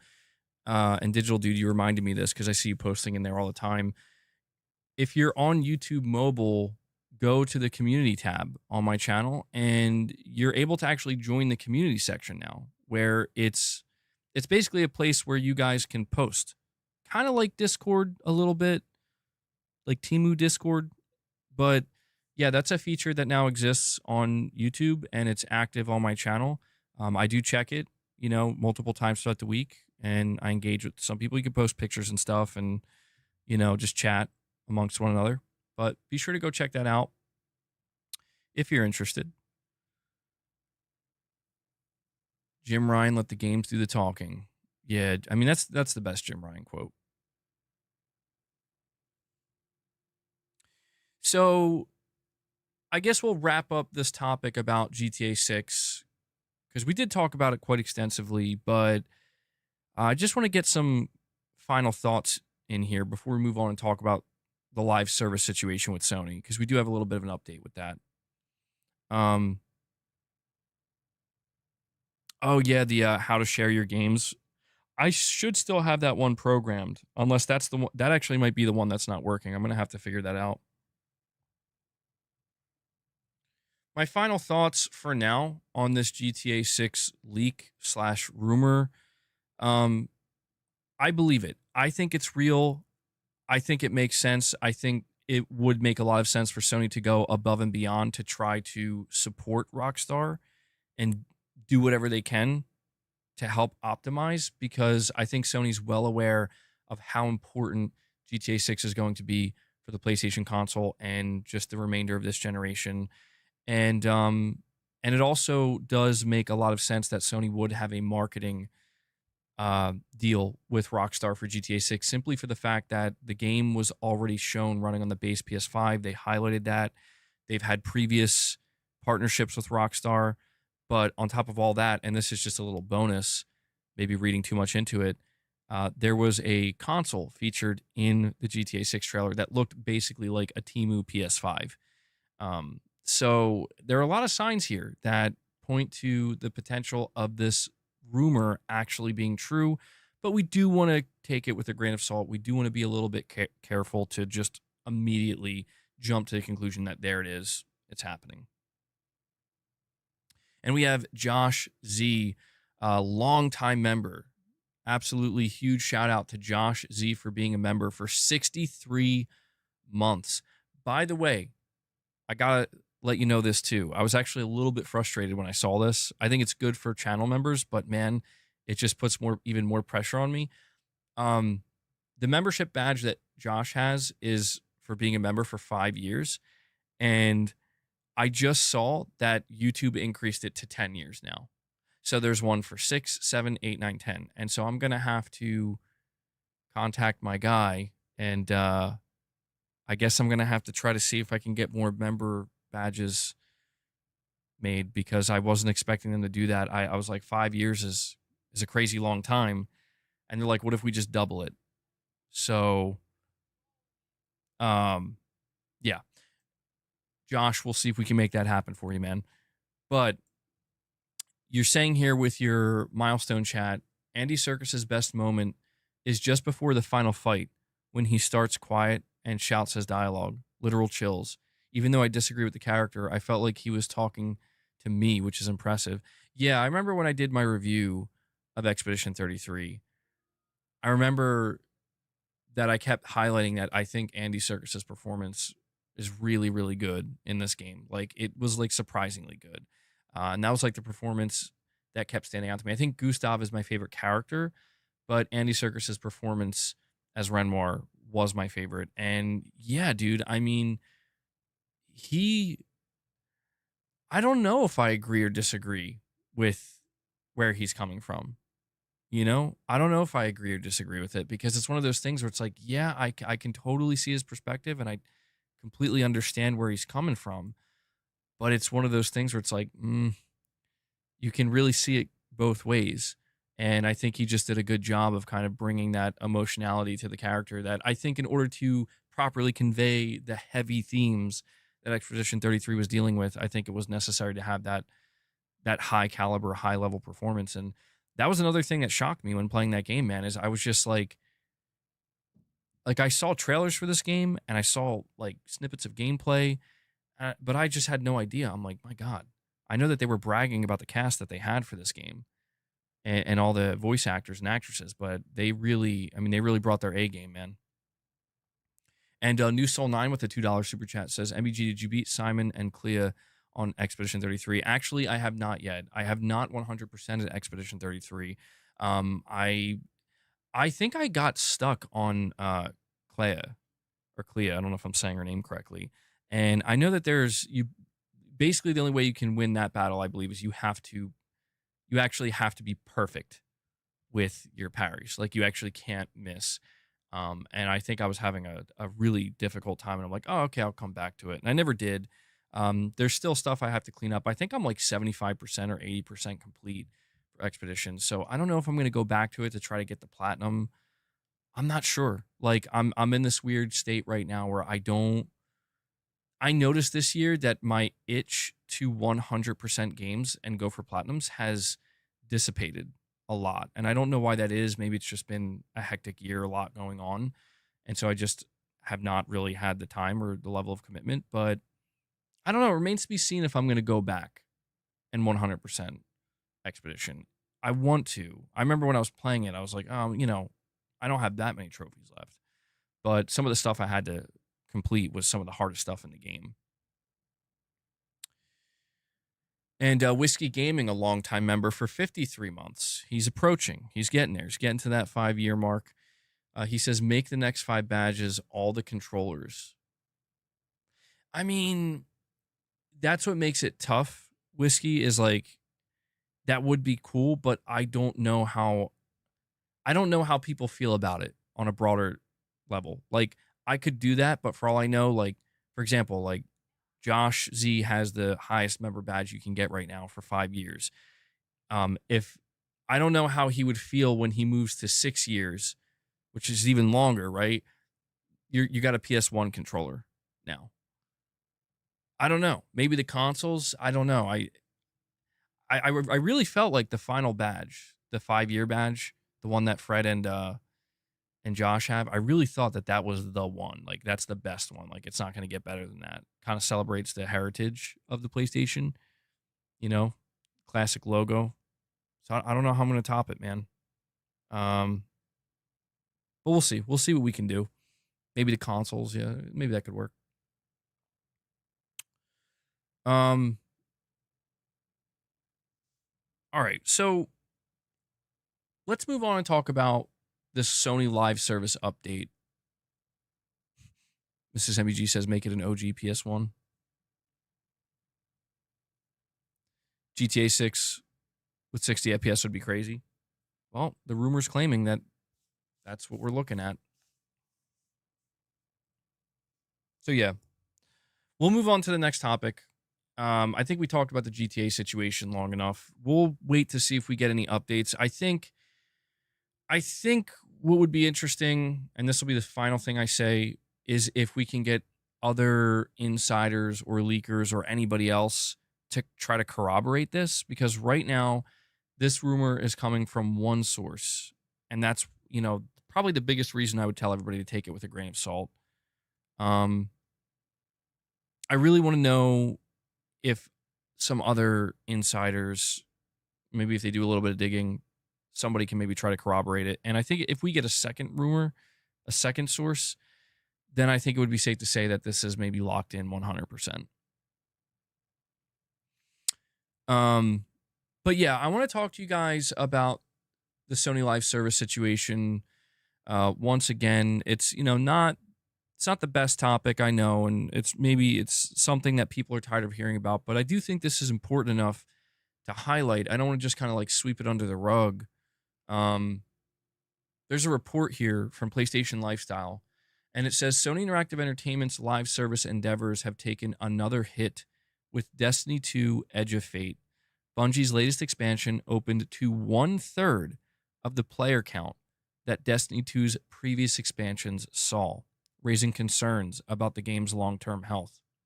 According to Steam charts via Reset Era, Edge of Fate, which launched on July 16th, peaked at 99,100 players.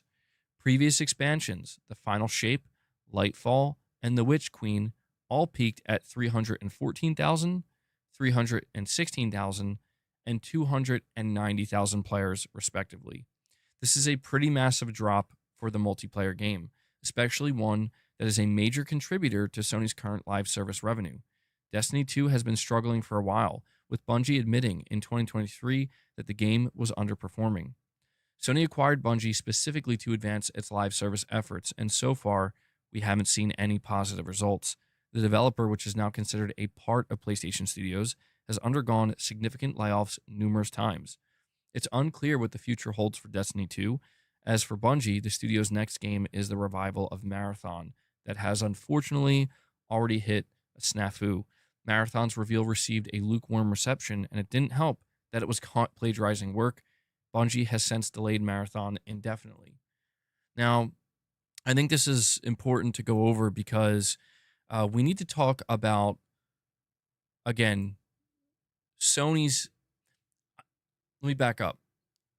I think that the timing of seeing this is interesting because we're seeing Destiny 2 seemingly hitting a wall almost immediately after Sony announces they're going to bring Helldivers 2 to Xbox. And I said in one of my previous streams that I think Sony is utterly desperate to have at least one mega successful live service. But when I say mega successful, I'm not talking about a live service game that is done after a year. I'm talking about like an upper echelon.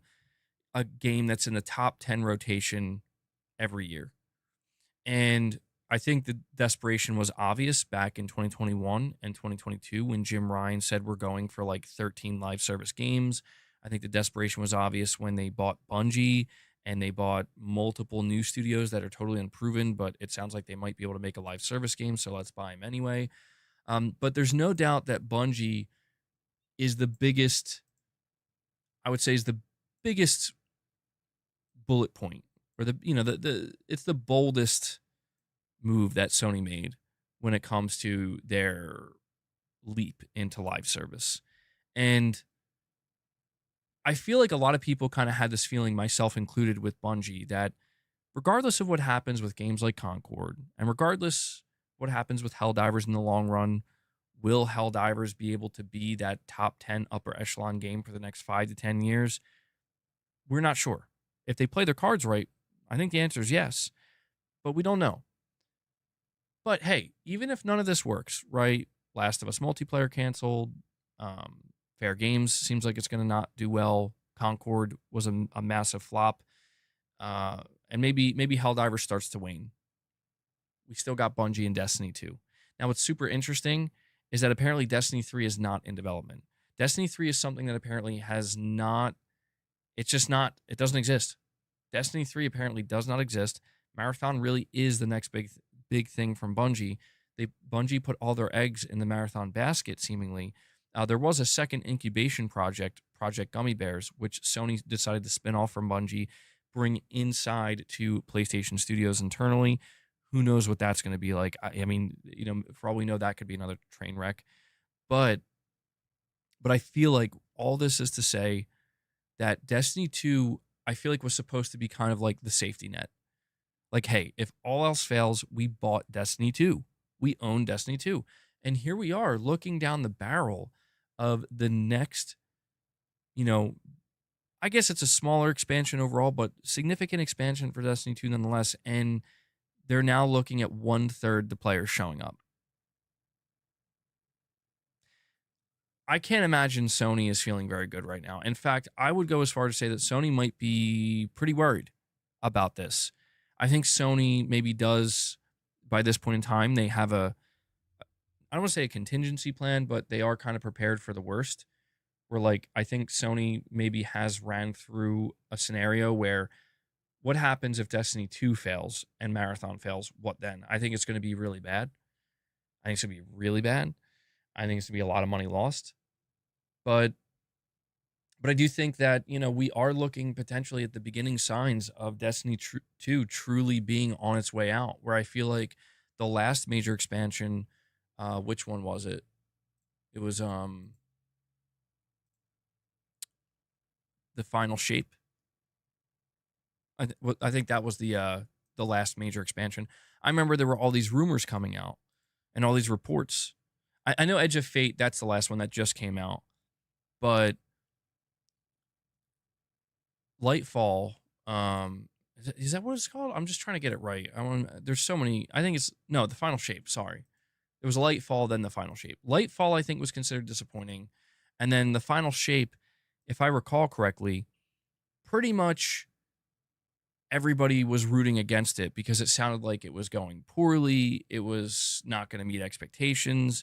And it seemed like it was going to be a major flop and a fail. And then Bungie came out of nowhere, kind of surprised everybody, and it did really, really well, actually. It did spectacular.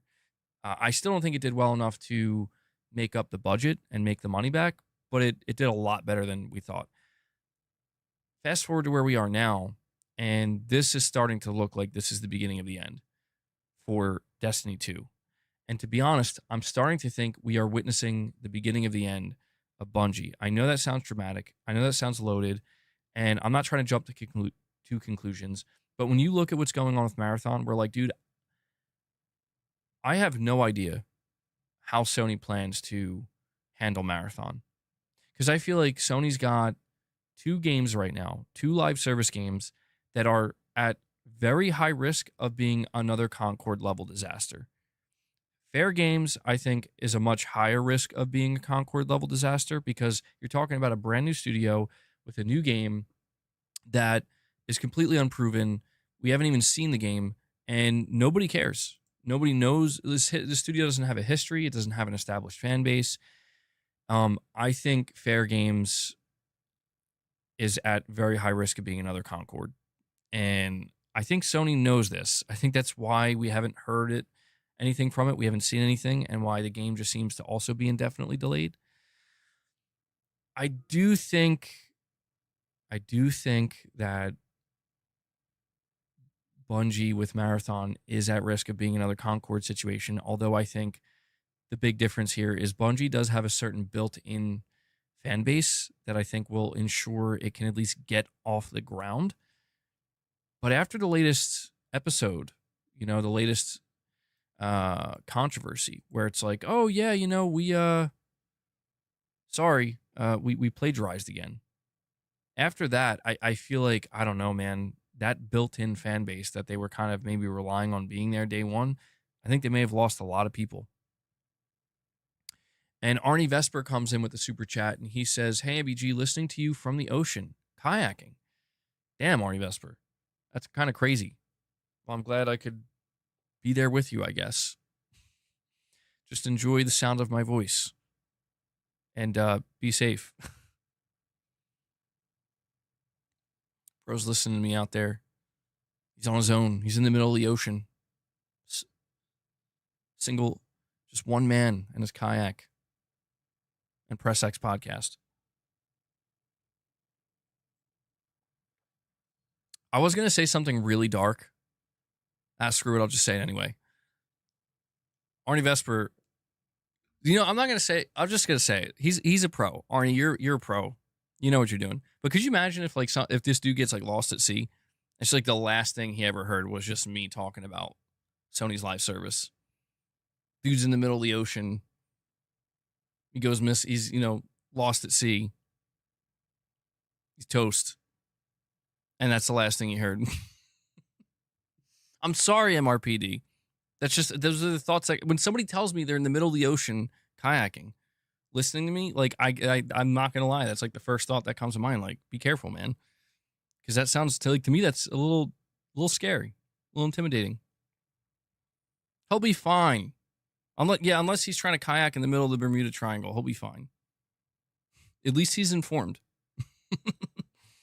Yeah, if the aliens come for you, man, you can let them know. Listen, I know all about Sony's live service plans. Let me tell you.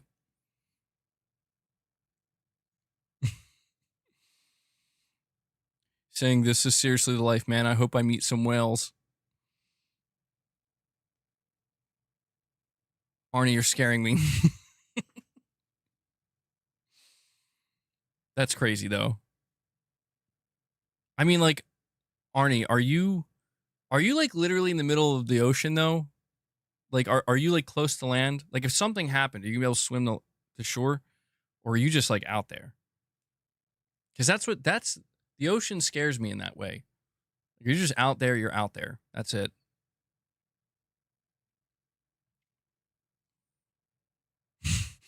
You guys sound bad. You see what Nick's saying? Nick's saying he's a floating meal out there. See, I'm not that bad. Rudy, you're saying if Bungie can't get it right, it's over for Sony live service games. I don't necessarily think so. I don't believe that's true. I think Sony would we need to understand that Sony's not going to stop. Sony's not going to stop pursuing live service. It doesn't matter how many games fail. It doesn't matter how much money they lose. The reason for that is because they have to. They might change their strategy. They might change their approach. They might change the scale at which they pursue it. But the reason why I'm really rooting for Helldivers, and actually the more I think about it, I'm you know what? It's good that it's going to Xbox, is I want that to be the game for Sony. The live service game, the multiplayer game. So that way, if their other endeavors aren't working out, they can kind of maybe just settle on, okay, Helldivers is it for us. Arnie says, I can see land, but I'm far out. It's close to the Arctic Circle, so there aren't many animals that will eat me. Arnie, where are you right now? The Arctic Circle? What is this man doing out there?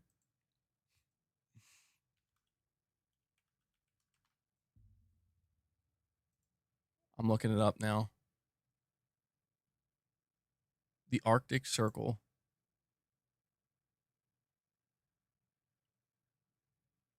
Bro, he's out there. That's crazy. I don't know why. I just find it crazy. I find it crazy that you're doing that and you're just listening to me right now. We're practically having a conversation. Yeah, Canada, Alaska, Russia, Greenland, Iceland, and Norway. Bro's got that Starlink. He needs the MBG fix. That's commitment, though. That's commitment. I know, right, Schmidt? That's what I was thinking. That is sick.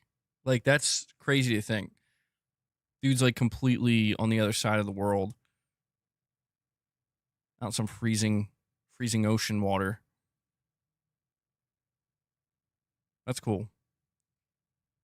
That's just, yeah. Pyrex says have fun, man. It is insane. Yeah, maybe he's just trolling us. He's actually playing. He's playing the kayak VR game.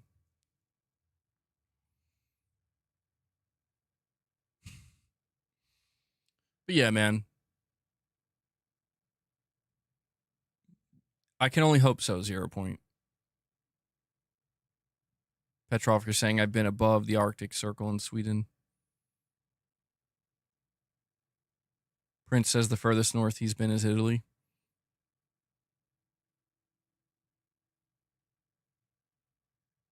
Arnie Vesper says, I won't die here. I'll be back. Oh, wait, that's the soundbite that's missing. Arnie, you just reminded me. Oh, I think I accidentally deleted it. I'm going to have to correct that. That's so funny. Okay. Yeah, I was like, what soundbite is missing? What soundbite isn't working? That's the one. The Arnold, I'll be back. See, Arnie's even helping me out. He's helping me out all the way out there in the ocean. But yeah, man. Sony's got to figure out. Well, I guess they have figured it out, right? Sony's got. Well, let's do a quick rundown. What studios does Sony have that are still working on live service games? You got Bungie with Marathon. You got Haven with Fair Games. No, it's all good, Arnie. You got Guerrilla Games with their live service Horizon game. You have LFG Studio, which is the spin-off Bungie studio, but LFG Studio is a new PlayStation studio making a live service game. You have Dark Outlaw Games, which is a newly founded studio with Jason Blundell. That's 5. Am I forgetting any? I mean, I guess interestingly enough, Sony does not count Gran Turismo as a live service game. I don't know if you guys know this or not. I recently discovered that Sony still views Gran Turismo as a single-player title. So we actually got confirmation of that. MLB The Show, I think, is considered a live service game, I believe. So then we would also have San Diego studio working on MLB The Show. Jason Blundell's studio is called Dark Outlaw Games. So I don't know. I mean, you know, it's an okay name. It's a little generic. I don't know what to make of it. Like, I don't know if it hints at their game. LFG Studio stands for Looking for Group, not what you think. And LFG Studio is going to be whatever they're making. Again, that's a spin-off Bungie team working on codename Project Gummy Bears. Whatever they're making is for a younger audience, or it's like more of a family game. So there's a really good chance that when we see it, it's not really gonna. For a lot of us here, it's probably not gonna. Oh wait, yeah, Marvel Tokon. Totally forgot about that. That's being made with Oh my God, I can't remember anything today. What's the name of that studio? The name of that studio is on the tip of my tongue. They're a famous fighting studio. Arc System Works. There we go. Thank you. Yeah. So, okay, that's 7 live service games, not counting Helldivers. Team Asobi, I mean, I think the question with Team Asobi, right, is I don't think they're going to make a live service game, but you do have to consider, that they could maybe try to make a Mario Kart competitor or something like that. I feel like something like Astro Kart, I mean, I feel like that would for sure happen, right? Like, right? Is that taking it too far? I don't know.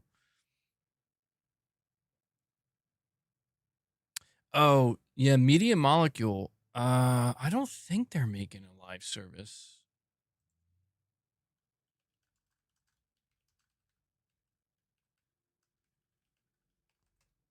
Let me see. So, Media Molecule is currently developing a new original IP. This is confirmed by recent job listings, indicating the studio is transitioning away from their previous focus on Dreams. The new project is described as more of a game than a creative tool, suggesting a shift away from the user-generated content focus. So they're making a new IP, but we don't know if it's multiplayer or live service. I mean, it could be single player, that it could be live service. I think that's good though. Media Molecule is a studio that I think really needs to kind of get back on the horse. I think Sony could have had something big with Dreams, but I think they dropped the ball on that. That's true as well, Lady Gamer. People Can Fly. They're working on a PlayStation property. They're making a new game. It'll probably be a next-gen game. That could be a live service. So Sony has... I get the feeling that Sony has not actually reduced their ambition for their live service efforts at all. I just think that the reality ahead for Sony is that there's going to be a lot of failure, because I feel like that's just kind of the nature of the beast. If you're going to try to make that many live service games, I don't think we could have ever predicted something failing as bad as Concord did. But the nature of the beast is if you're going to make that many live service games, you're going to have some failures. And yeah, we don't know if Ghost of Yotei is going to have like a Legends multiplayer either. We do have a direct donation from RichRod, who says, Rockstar, reconsider not putting GTA 6 on Xbox. Show some respect to actual gamers. Not the lovebirds like Colt or Jez. Right thing equals Xbox. Get no GTA. I mean, I don't know. RichRod, I feel like that's too much. I feel like that's taking it too far. Like, I get where you're coming from, but I mean, come on, man. They've had to, at this point, I feel like it would just be vindictive or something to withhold GTA 6 from the Xbox consoles. That just feels like it's like it's totally unnecessary. But I know you, RichRod. I know you. Something tells me, RichRod, if you were in charge, 0 games would ever release on Xbox. Am I wrong? Am I wrong? It's going to be really interesting. Speaking of GTA 6 and Xbox, it's going to be really interesting to see how that thing performs on the Xbox Series S. That's going to be fascinating. I mean, yeah, skip the Xbox version, just make the PC version and release it on the next Xbox hardware. Fred, you're saying you think Sucker Punch know how popular Legends was and will bring it back? I'm dying to know. Yeah, I mean, we've been seeing the marketing push for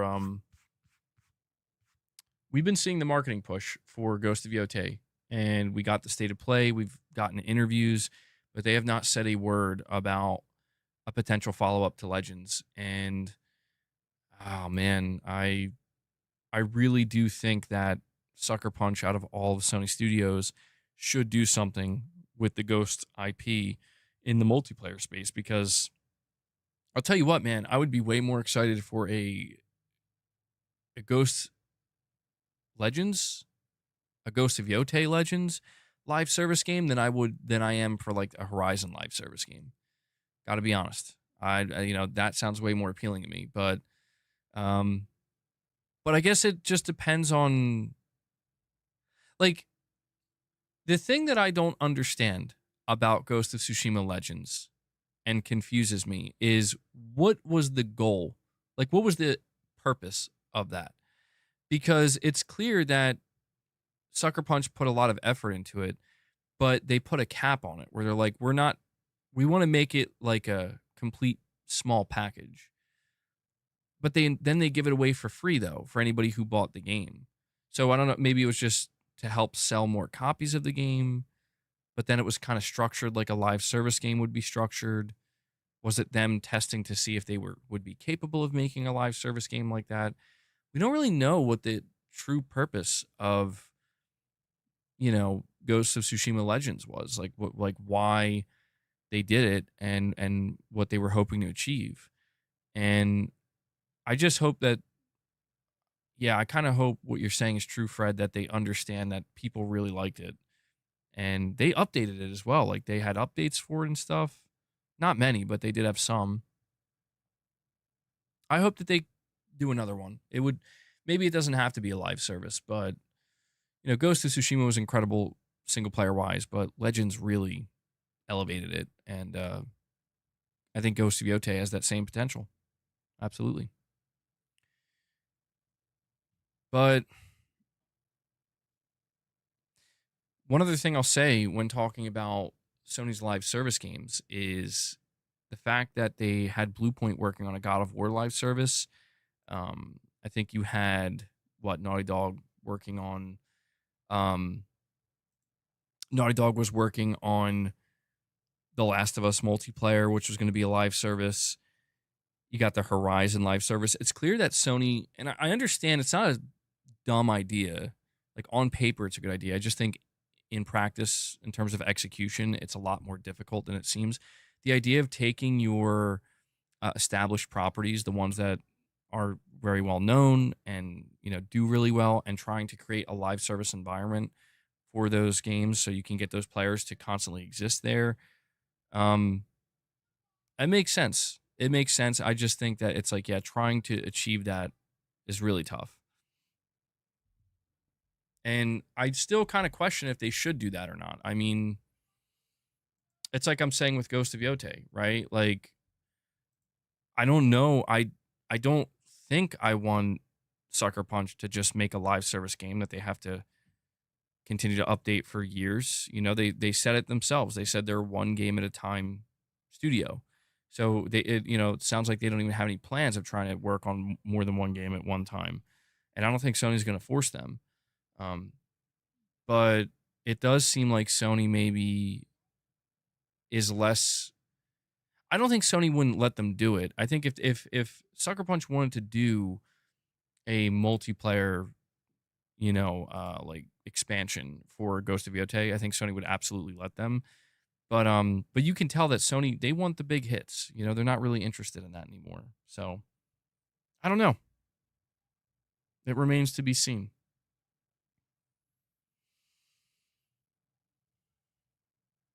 I mean, Twisted Metal, they were really, really early in development of that. And I don't know that people would have liked it, because what we know about the Twisted Metal live service game that ended up getting canceled is you could get out of your vehicle and shoot guns. And it was really trying to go for a more, like, I don't know, just a very broad version of Twisted Metal, where it's like, yeah, it's car combat, but you can get out of your car and shoot cars and, do other things. Yeah, I mean, you could tell it was kind of taking that Fortnite. I mean, I understand why they felt like when they were developing that, why they would have to do that, because it's like, is this really going to succeed if that's all you can do is just car combat?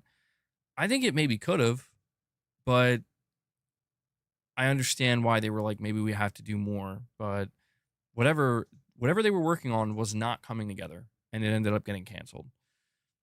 0 Point, you'll take anything, Twisted Metal.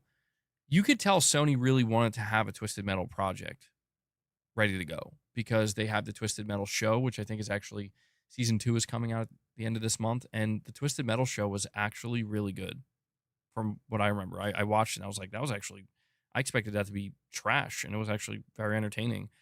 We'll see if season 2 is as good. And, you know, they wanted that synergy, I guess you could say.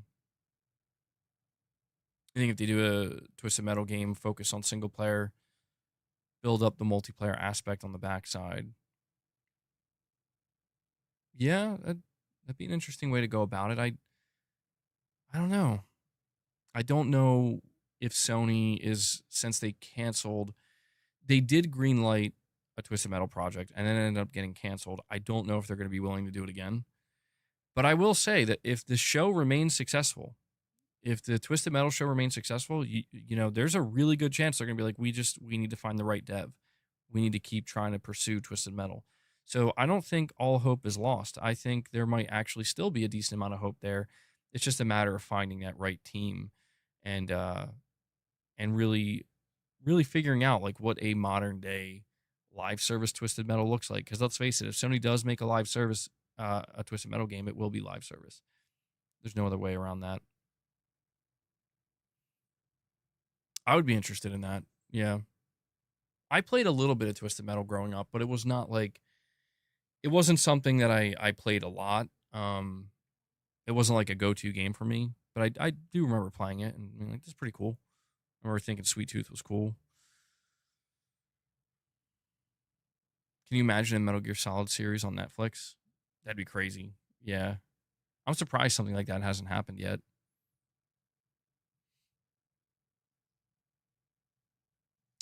Looking forward to Wolverine and Phantom Blade. Really, really curious to see Wolverine, man. Really want to know what's going on with that game.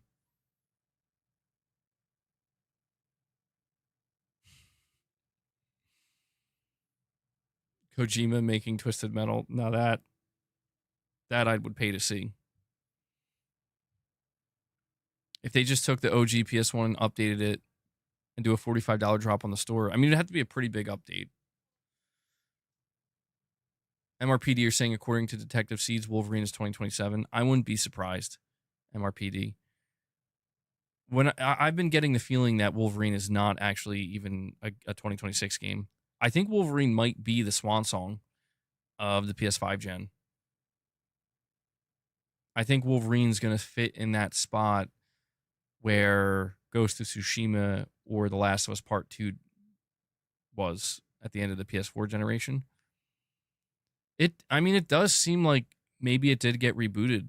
I don't know that it got completely rebooted, but yeah, maybe a lot of their plans were scrapped. And I don't know, man. A lot has happened with Insomniac in the past year and a half. They got hacked. Literal playable builds of Wolverine made its way on the internet. Every single detail and aspect of that game was leaked and available to the public. They had the whole Sweet Baby Inc. controversy with Spider-Man 2. On top of that, Ted Price has retired, and now there are there are new heads there's 3 different studio heads for Insomniac, which is nuts. And on top of that, Wolverine, yeah, they had a turnover with their director. The director either got booted or left or whatever, and now the directors who were working on Ratchet and Clank had to take over Wolverine. So, it would kind of make sense, I guess, It would make sense that this game is 2027 if all, you take all those things. There's like 4 different things that happened in the last year and a half. Sounds like a lot. It sounds like maybe I don't know if the studio is necessarily in turmoil, but it's just a lot going on, and these studios are massive. There's a lot of moving parts, and We'll have to see. I mean, yeah, the last rumor we heard is that Venom is real and that Venom is going to be coming out next year. So, we very, for all I know, Insomniac's doing great. Maybe that's why Ted Price did retire. Maybe he felt comfortable retiring because they're like other than the hack, we're in a great spot. Sure, Spider-Man 2 did really well. So, maybe they could close out this generation very strong where it's like, here's a Venom game in 2026. It's going to be like a Miles Morales size experience. And then we're going to close out the gen with Wolverine. That sounds pretty damn good to me. I just, we don't necessarily have any confirmation that Venom game is real. We just have some rumors.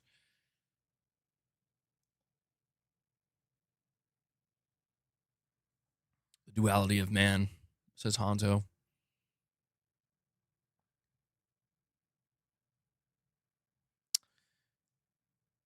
Well, I'm curious what at this point I have to say I am very curious if the next Santa Monica game is actually going to be a PS5 game. Cuz I almost get the sense that, like, even though it's been in development for a long time, what if it, I don't know, man, what if it's not? Like, what if it is going to be a PlayStation 6 game?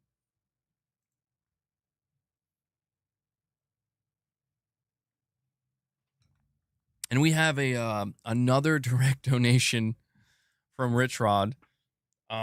So we do have the RichRod tax, which means we're going to need more membership gifts every time RichRod drops a direct donation and I read it. That's 5 memberships. I'm kidding, of course, but actually, no, Rich, you should drop 10 membership gifts. You should do that. It's the least you could do to make me read this.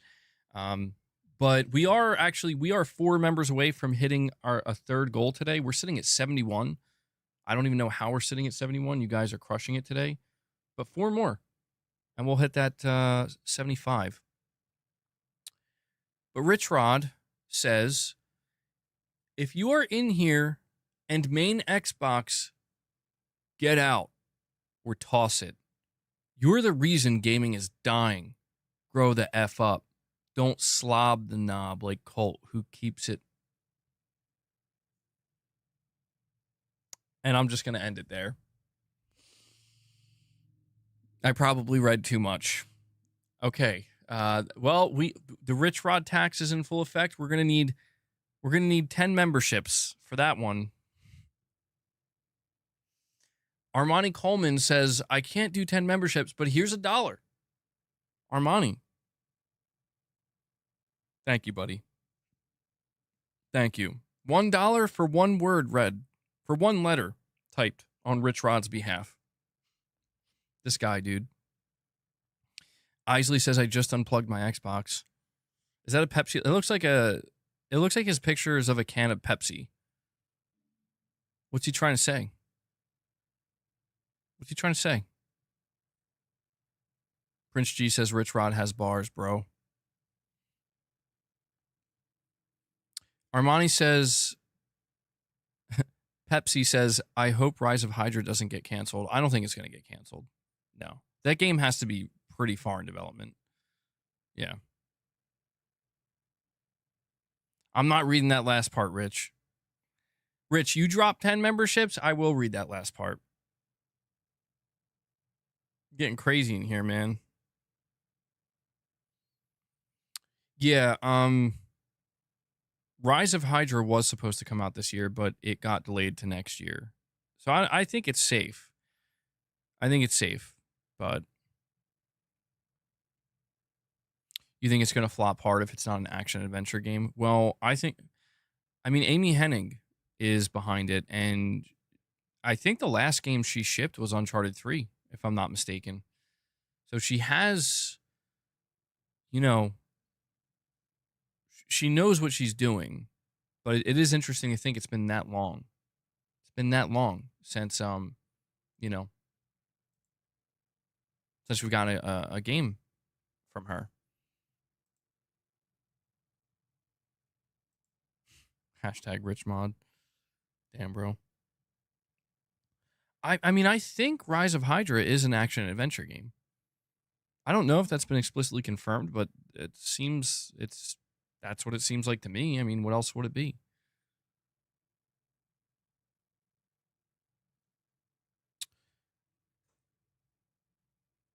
So it was Uncharted 3. Okay. RichRod is screaming in the chat, make me a mod, man. It's for the better good.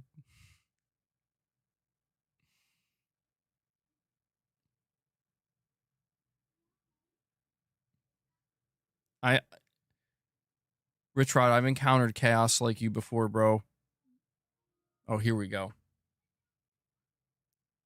I'm asking you guys to drop memberships on his behalf, and instead I'm getting super chats from Titus being like, RichRod for mod, paid for by the RichRod for mod fund. I hate you guys. I don't know, man. If things ever get too crazy, and we need somebody like RichRod to come in and start annihilating, then maybe. You know, maybe I'll make RichRod a temporary mod. Maybe. I'm not promising anything. Only for like a state of play or something. Because that, I mean, you know, depending on what kind of Sony event it is, sometimes it does get crazy, and we will need somebody. Multiple mods. You know, to keep everybody in check.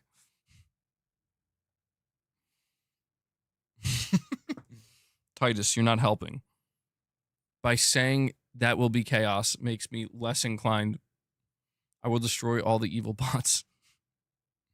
And even Fred's getting in on it, saying RichRod for mod. Well, let's see. Let's see when the next state of play comes around. If Rich is even here. We'll see what happens. The last state of play was pretty tame.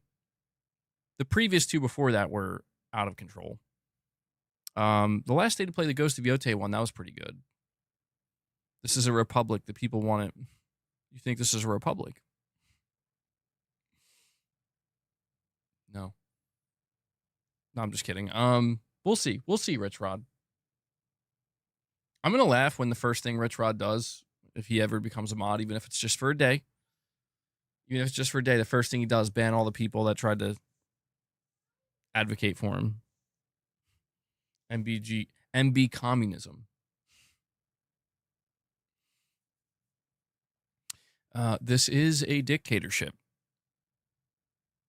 I am the captain of the ship. No. Obviously that wouldn't be true. Or that isn't true. And it wouldn't be possible. It wouldn't be possible if it wasn't for the support. You know? RichRod is a supporter.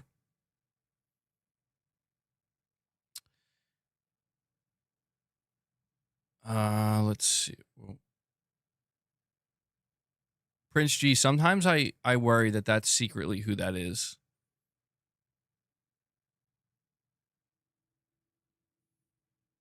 Fred says, MBG, look at me. I am the captain now.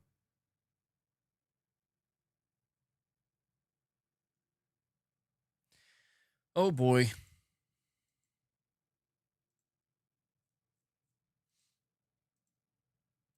All right, hold on.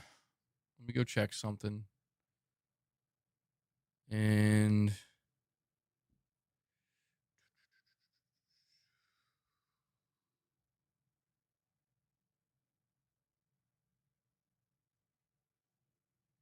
okay. Well,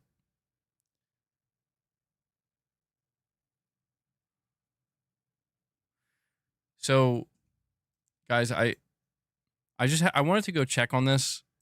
I put out a post. I don't think it's toxic at all. Like, I mean that. I put out a post. It was a picture of a PS5 Pro, and I said, the PS5 Pro is the best console I've ever used. It's a beast. And it has seemingly, I don't know.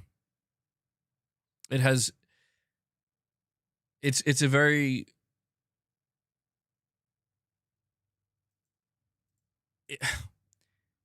it's a very polarizing statement, apparently. Is Arnie still with us? Rich is secretly Mark Cerny. Now that would explain a lot. Dude, just the reason why that's funny is because some of the stuff that RichRod has typed in the past, it's like, oh my God. He's arm wrestling a polar bear right now. Yeah, he's doing something crazy like that.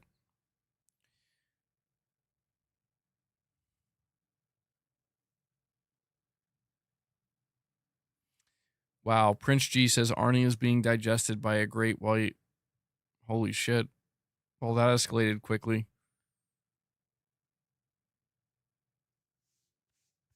I mean, I don't see him typing in the chat, so it's like he's trying to like quickly pull out his phone so he can type in the chat, and that's what makes him go overboard. We did this. We were his undoing. Turns out listening to MBG was a mistake. And we have another $2 direct donation from RichRod. Excuse me. Guys, that's going to be that every $2 donation from RichRod is $5. Sorry, 5 memberships. 5 memberships. So we're 15 behind now, guys. RichRod, you better hope Silent Spartan comes in today, because RichRod's going to be the opposite of being a mod. He's going to be in debt. He's going to be in debt on this channel. Anyway. All right. RichRod says, everyone who vouched for me will be given stimulus checks. Stimulus checks. Okay. He says, all others will be placed at Alligator Alcatraz. Cole will be sent to El Salvador. El Salvador. Okay. Well, all right, RichRod. I mean, that one was a little bit more tame. Alligator Alcatraz. Goddamn. So basically, in other words, RichRod says, vote for me or else. I swear, man, there's too much cat hair in this vicinity. All right, RichRod. Like I said, we'll see what happens with the next State of Play, maybe PlayStation Showcase. We might need some extra reinforcement, and if we do, that could maybe be a test. No promises, but yeah, bro, you owe 15 memberships now. RichRod's 15 memberships in debt. Oh man, Titus, bro. What are we doing? We got to talk about the FromSoftware game, man. Excuse me. I think I've inhaled like multiple cat hairs. It's not good.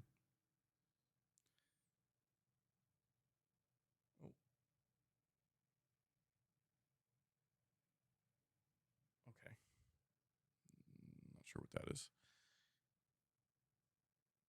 If only the Colonel in Days Gone just sit tight. Freakers would have taken care of everyone and he'd still be top dog. Prince G with a $2 super chat says, Rise of Hanzo or West Vereen game when? Nishino-san? When, Nishino-san? Rise of Hanzo. West Vereen. Yeah, West Vereen, okay. Bro's just going to be tripping the whole time.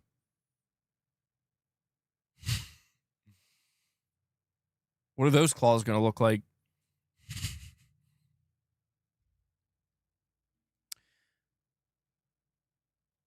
MBG, this conversation is the story world building for a game.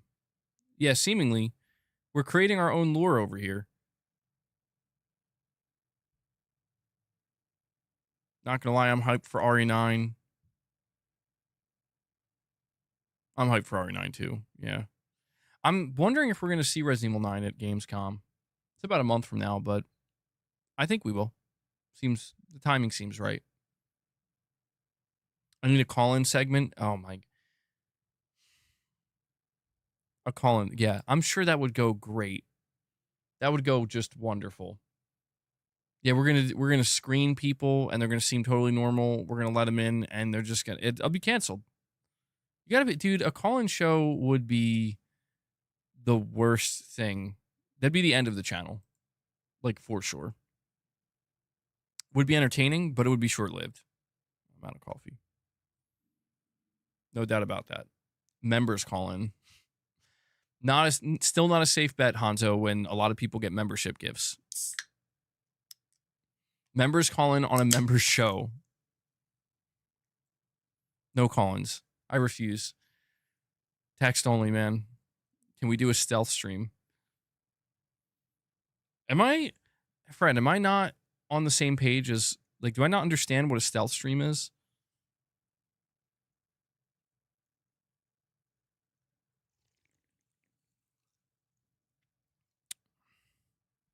Some passion fruit. Feeling the passion today, guys. A passion fruit seltzer. That's what I do. No proof afterwards. Oh, okay. All right. I don't know. I don't like doing that because I feel like, you know, a lot of people see it live and they're like, man, I'll have to come back and watch it later. I can't right now. Maybe all my streams should be stealth. You know what we're going to do? Here's what we're going to do. Every day, we're going to stream for 30 minutes. All right. It's going to be at the same time every day, 30 minutes. I'm going to title the stream, Gather Around the Member Campfire. I don't know. Member Roundup or some shit. I don't know. Member Auction. I don't know. Something like that. 30 minutes. We're not talking about nothing. Like right now. We're not talking about nothing. You just drop memberships. 30 minutes. Then after that, members only show. That's it. And that's every day. Got a 30-minute member roundup and then a member show. Boom. Member camouflage. What does that mean? I don't want to know what that means. What's member camouflage? And call-ins? Oh, man, dude. The call-ins, dude, here's the problem with call-ins. The problem with call-ins is I will have to be held responsible for anybody who speaks on my channel, regardless of whether it's members or not. And that is a surefire way to end my channel. Call-in shows are so 2000s. Broccoli Rob says, let me call in too. RichRod, if you called in, I'm certain the show would, like, the channel would get canceled within 60 seconds. Guaranteed. Isley says you can definitely trust all of us. I would literally take a write-up for 30 minutes of RichRod on a call just to hear it. Damn, Fred, that's commitment.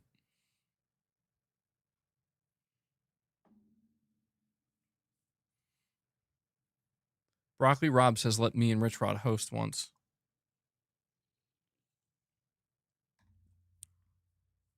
I mean, it would be cool to, like, not have to run the channel all the time myself, but it would actually be worse because I would just have severe anxiety. I'm like, what? They're burning it down. You guys ever watch that SpongeBob episode? The SpongeBob SquarePants episode where Squidward, like, something happens to Mr. Krabs and Squidward's left in charge of the Krusty Krab, and he's like, I'm gonna go home now, and I'm gonna just let SpongeBob do it. And like he can't relax. That would be me. If you know what episode I'm talking about, that's me. Leaving any of you guys in charge of the channel. That's 100% me. That's a classic episode. You finish those errands? Hold on, though. Hold on. I gotta find that That soundbite.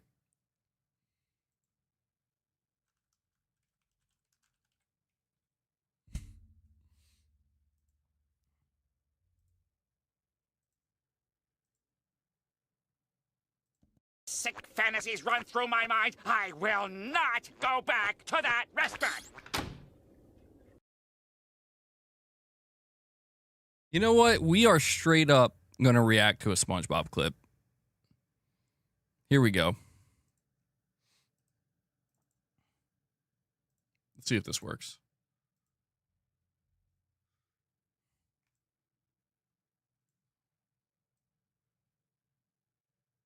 Get it just right. Why is this? Does this seem... Something isn't right here. Why is this so long?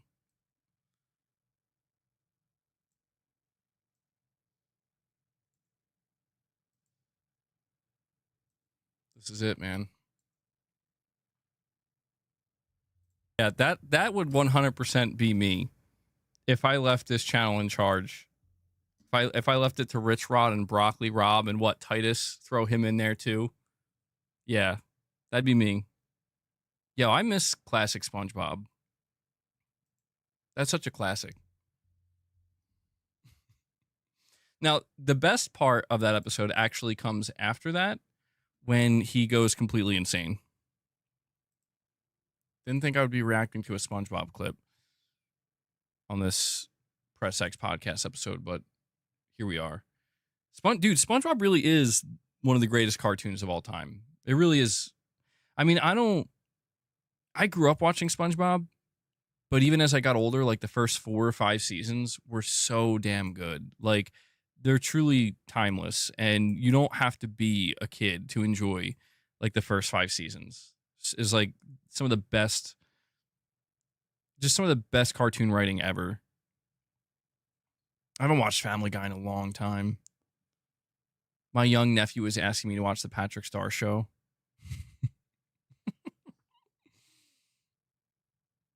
I didn't. I guess I was kind of aware that they made a Patrick Star Show, but that's so weird. I guess they try to do like a spinoff. What if we have a Patreon channel that is not tied to YouTube for RichRod? Oh, yeah, I'm sure that would be wonderful. I mean, you know, maybe I should actually try to go out there and network with other content creators or something first before trusting RichRod with anything. Telling you guys are too unhinged, too chaotic. They can have the Twitch channel. Well, guys, we do need to get back on the rails here. We do have one more topic that we are meant to discuss. Okay. I did get off to a bit of a late start today, and we streamed a little bit later. We were like a half hour late with the stream. Maybe what YouTube needs is unhinged. We need more unhingedness. We do need to talk about FromSoftware. Yeah, I know. Seems like we were done with the topics.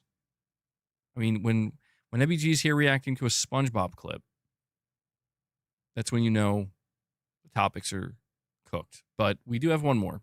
It's nothing, I wouldn't say it's anything major, but it's about a studio that I know a lot of you are big fans of, and that is FromSoftware. According to MP First, Elden Ring developer FromSoftware seems to have a lot on its plate. The company just launched Elden Ring Night Rain this year, and the Nintendo Switch 2 exclusive The Dusk Bloods is slated for next year. According to a new leak, it seems that the studio has another project on the horizon. According to MP First, FromSoftware is in the late stages of development on an unannounced multi-platform game codenamed FMC. The publication claims that unless the game is internally delayed, it's actually going to release sometime in 2026. So this new FromSoftware game is still unknown. However, based on the codename FMC, MP First speculates that it could be a new Armored Core entry or a remaster or remake of an already existing game. And so if we actually go to the MP First report, they say here the code names for the Dark Souls games were FRPG 2, FDP, Dark Souls Remastered was FHD. So there's a theme here. Now, Armored Core also had a code name of FNR. So all of the code names that started with F were either Dark Souls or Armored Core. And we did get a rumor. We did get a rumor last year that Dark Souls 3 was was in development, so it could be that. But they also say it might be an Armored Core expansion. So I don't know, man. If it's something Armored Core related, I'm going to be pretty disappointed by that. I won't be upset. It's just like, all right, well, I'm not interested in Armored Core. But we have, oh God. RichRod says no more topics. We have RichRod with another $2 donation. That's 20 memberships, bro. RichRod says, think about it. A new channel for a pre-show titled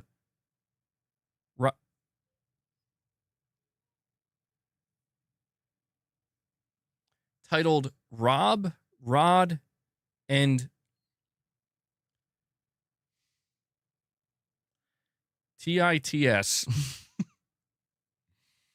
For me, Rob and Titus, it would be part of the newly formed MBG network. MBG, dude. MBG network. Yeah, that sounds real great, RichRod. That sounds real great. I'm sure it'll be a fantastic network. RichRod, you owe me 20 memberships, bro. This is nonsense. Yeah, Titus, I bet you do. I bet you do. Yeah, the MBG network. Let's see how crazy and unhinged it can really get. Schmidt says, thanks, I hate it. MB Gangsta Network. I could only imagine people who are not familiar with the channel what they would assume that is. Welcome to the MB Gangsta Network. Yeah, that's right. What do you think it is? It's exactly what it sounds like. Listen, I'm only letting RichRod run a little bit wild today because, it's slow news out here. It's not a whole lot of news. I basically covered the important topics. It's not to say that the FromSoftware topic isn't important, but it's just, it's very much an unknown. It's an unknown quantity. We have no idea what this game's actually going to be. But Prince, you're saying you'd buy a 2028 Honda Accord with a DualSense steering wheel? What's going on in Prince G's head right now? That's what he's typing. Did I miss something?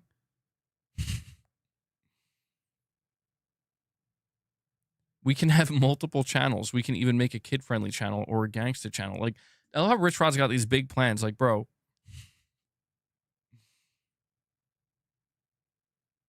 You would be a pro driver with a DualSense car? A DualSense car. That's cursed. Gaming Survivor should be a founder of the MBG affiliate network. Linus Tech Tips is glazing PlayStation. What? MBG with a do-rag on?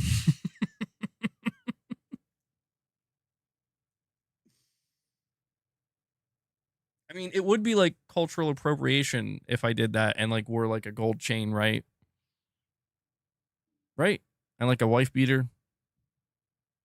I just say tank top. I don't like the term wife. I hate that it's called that. Could you imagine? I need to get some fake grills.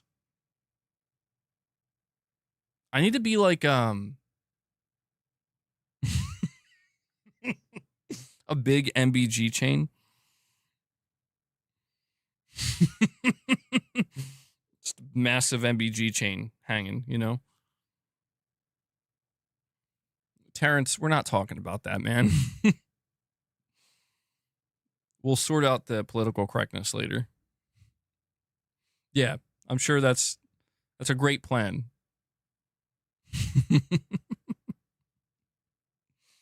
Dude, it's just getting more cursed by the minute. Holy shit. I totally grabbed a few excellent screenshots of MBG to turn into art. can use a recursive art loop to do it fast. Titus, I don't like the sound. I don't like the fact that you're just sitting on God knows what kind of screenshots of me. That makes me, that's an unsettling thought.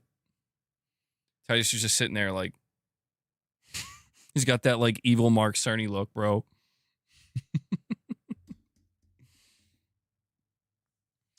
Oh, man. You know, I got this big, what kind of tree is this? I have this big ass tree in front of my house and it's like blooming or something. And there's, dude, there's just I need to cut the tree. I need to trim it. It's hanging. It's on my walkway. If you walk out my front door, I guess like the flowers or whatever are hanging from the branch. They're like this close to your head. If anybody in my home was just if I was a little bit taller, but the thing is, there's bees all over it. It's crazy. Like, I feel good in a way where I'm like, nature, this is good for nature. I'm, letting bees do what they do. I'm just not going outside, like it's that bad. It's like they're everywhere. Genius. Hold on, wait. Genius says, what in the blue hell is going on here? What's up, people? Oh, Genius, you're just in time. I was talking about wearing a do-rag and getting a big MBG chain to wear around my neck. Yep. Broccoli Rob with the $2 chat says, all of these great ideas went from soft to now hard.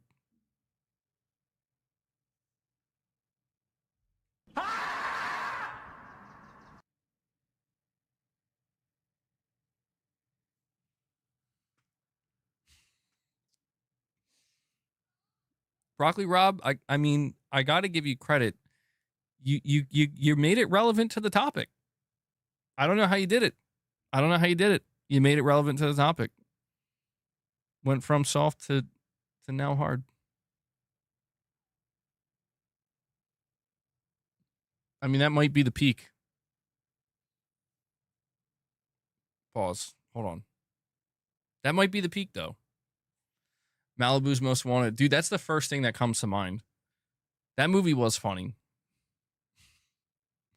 Malibu's Most Wanted. That's a classic, dude.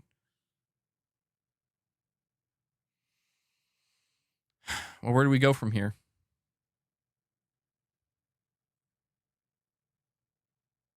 Yeah, the lighting today, you're saying nice. The lighting today, I don't know. I tried to go with the natural lighting, but it's kind of gray outside, so I don't know if it's looking too good.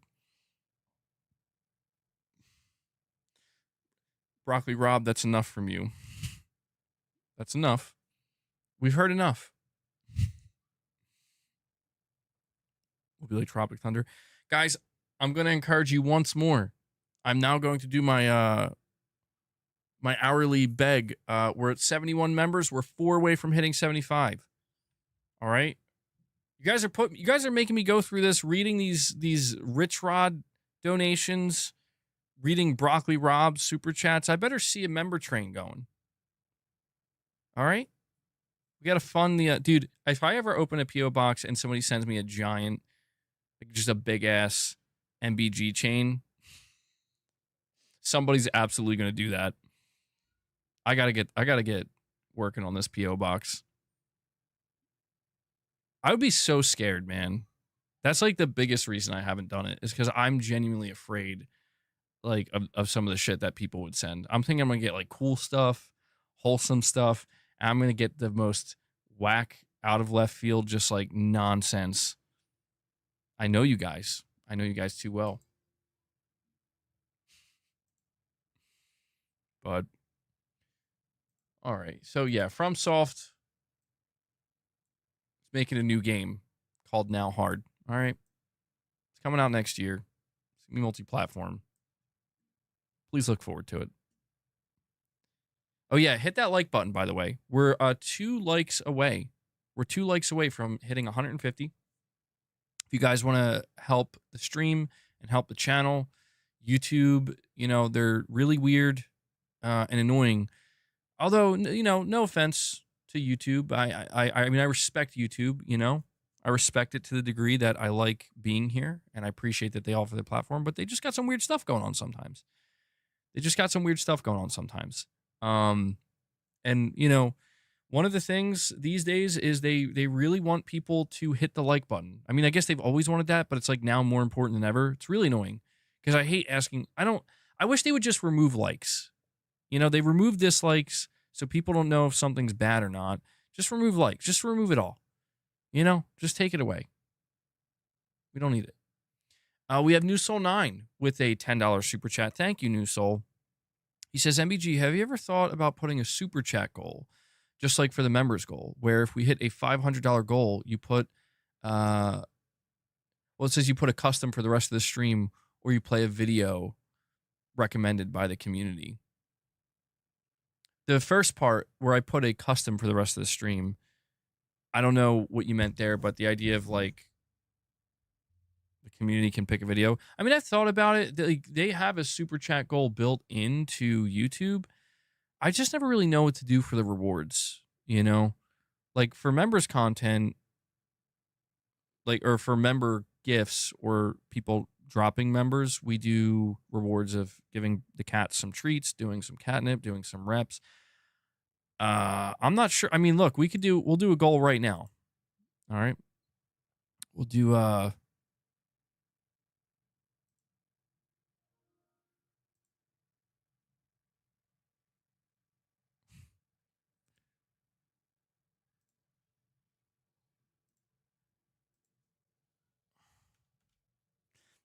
hold on.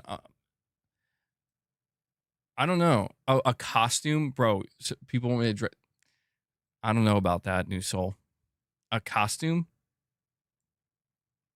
You guys, they're just going to determine what I wear? Oh, God. No. That's too much, New Soul. I mean, even like letting people choose what video to react to, that opens up some dangerous doors, because like if I completely leave that in the hands of viewers like that, I mean, where's that going to go? I feel, you know what I mean? Like imagine if RichRod's like, I'm going to tell here, like I'm going to drop this donation and here's what you're going to react to, MBG. Like imagine that. It's problems, man.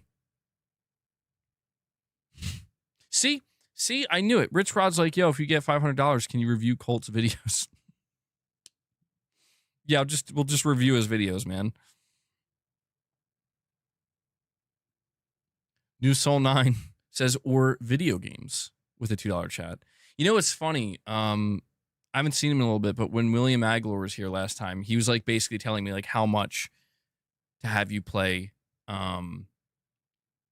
What game was it?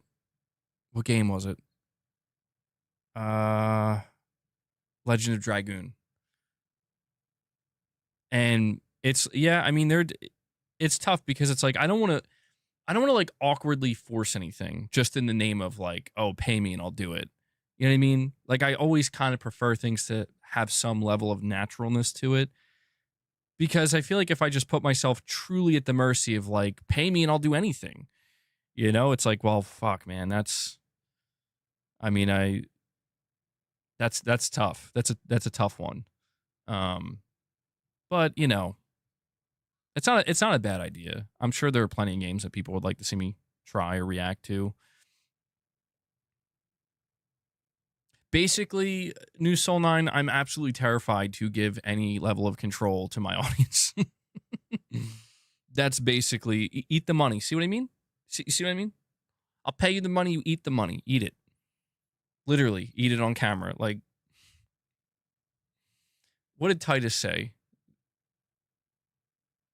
We can synthesize MBG's voice 100% with the new 11 Labs model, have him talking about Colt Eastwood's video endlessly and diabolically on loop. Oh, Jesus. You know what would be funny? I think it's funny for a second until I realize, wait, I'm the one on the other side of it, though. was gonna say like having like you guys be in charge of like an AI voice or something. No, see that's stupid. That's worse than a call-in. That's worse than a call-in. This is why I don't even try to come up with ideas for my own channel, because I come up with dumb shit like that. Arguing with an AI version of myself would be interesting though. Now that would be interesting. Actually, I would definitely lose an argument to AI, wouldn't I? Like really badly. AI would probably make me look really stupid.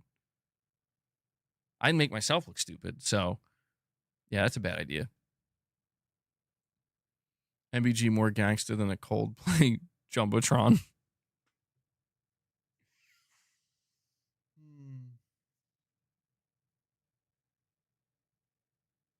Member tier with 1 monthly call, private with subs.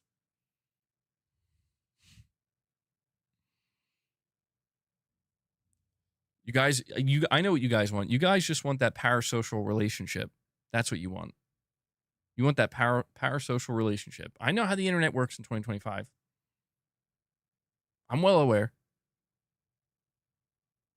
Well, yeah, I'm just going to open up an OnlyFans where, you know, if you pay me enough money, I'll send you pictures of me shirtless, oiled up, flexing. There you go. Wes, I totally forgot about that.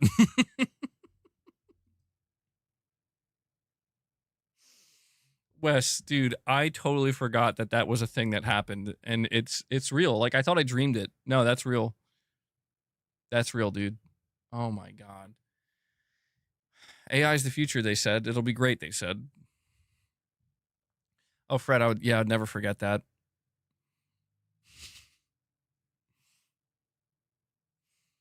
MBG knew how the internet worked in 2020, but 2025?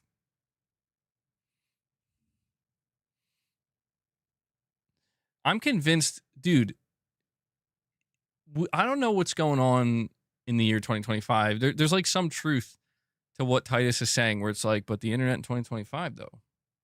Like, I look around, I'm like, yeah, there's endless possibilities, man, but I feel uncomfortable with like 95% of it. It's crazy. It's crazy. Like, people make money doing the craziest stuff these days.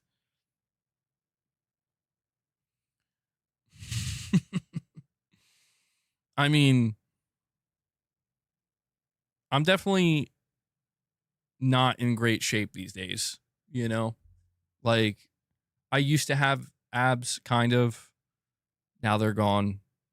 Like, they're still there, but there's like a layer over it now. So, although, you know, it's weird. It's not weird, but it's just like counter to what I feel like we grew up thinking, or what I grew up thinking. Apparently, when it comes to what women find attractive, I think it's been scientifically proven that most women actually find like kind of like husky looking dudes, like who have some fat on them, actually more attractive than like really ripped, shredded, buff guys, which is so funny to me, because it's like, that's what guys like strive after and what they strive for. Like, I want to look jacked. I want to look shredded. But apparently it's been like somewhat scientific. I would have to look into it. There have been like studies that have basically proven that like there are women that find that attractive, but most women actually lean towards just, you know, totally normal looking dudes with some muscle. Got to get the abs sprayed on. Yeah. I'm sorry to hear that, Lady Gamer. It's very sad. Dad bods. Yeah, that's what it is. The dad bod. I've definitely, I have more of a dad bod these days, which I'm not unhappy with. Maybe just like my waist area, I'm a little bit unhappy with.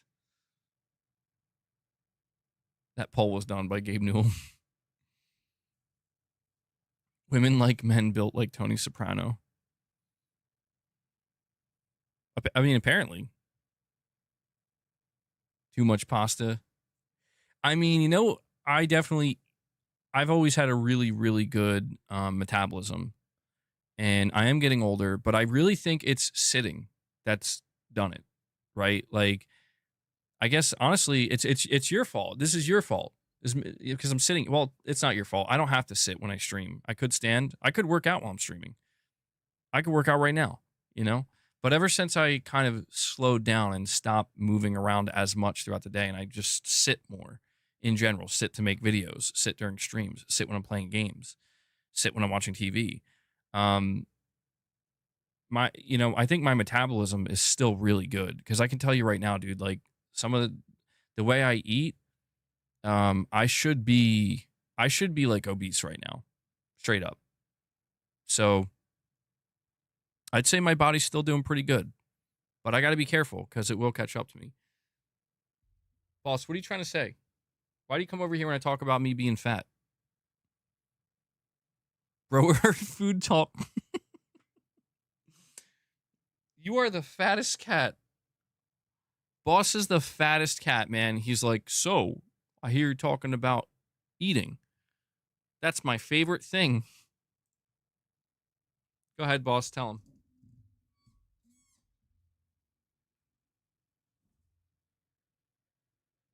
Go ahead. You want to come over here? Go talk to the chat. Come on. You're the only other living being that gets to take over the channel. You're the only one. And what do you choose to do with this power you wield? Nothing. You're silent. Dude heard the word pasta and dehibernated. That is funny, man.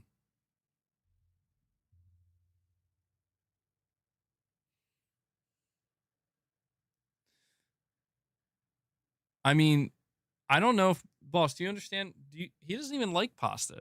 That's why it doesn't even make sense. The metabolism doesn't actually change much until you start to hit that 55, 60-year-old time frame. It's activity that changes and what you eat. Carbs are delicious. They are. They are. Well, thank you for that. Yeah, I don't think I'm fat. Like I get nervous that like I'm going to get too lazy about it. You know what I mean? That's what I'm nervous about. Like it's not about how I look per se, cuz I'm totally fine with the way I look. But there is like a level of like I can tell that I put on a little bit more weight in certain areas because I'm a little bit lazier now. Like I'm just not moving as much and my workouts are not as intense. And I'm going to start doing what do they call it? Farmer walks. I think that's what it's called, where you just basically pick up heavy ass dumbbells and just walk. Apparently if you do that enough, you'll get ripped. You just do that enough. Just keep walking while holding dumbbells. You're going to get jacked. And I'm going to start doing that. I'm just going to pick up my 50-pound dumbbells and just start walking. That's what I should do. I should do like a fucking... I should get like a thing and wear it. Like film myself. Do like a in real life stream. This is why farmers get jacked. I've brought shortness into my gene pool because my wife was short and cute. Same. Well, I'm kind of short. I'm like 5'8", 5'7", 5'8". So I'm not really tall. I think I'm just considered like, I don't know. I might be below average. I'm not sure. But I'm not very tall. And Mrs. MBG definitely isn't tall. So I feel you there, Titus. I'm in the same boat. That's awesome. Do one side at a time. It'll work your core through stabilization too. Maybe try rucking. I bet you like that. Rucking. I've heard of that before. What does that look like though?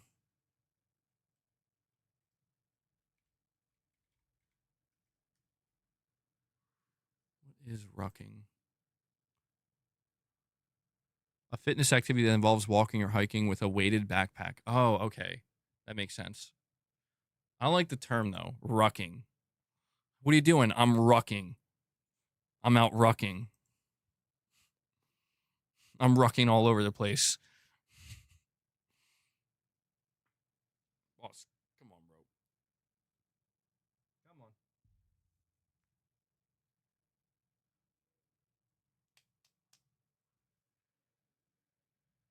I don't have anything in my hands. He's licking my hands like I got food on him or something. I fed you right before the stream, and then I gave you treats.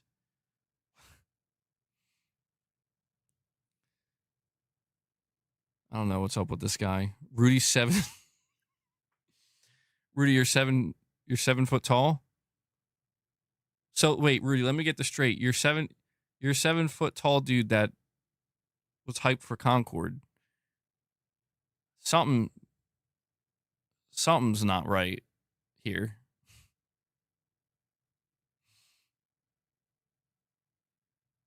Are you really 6'8", dude? That's really tall. Yeah, that's really tall.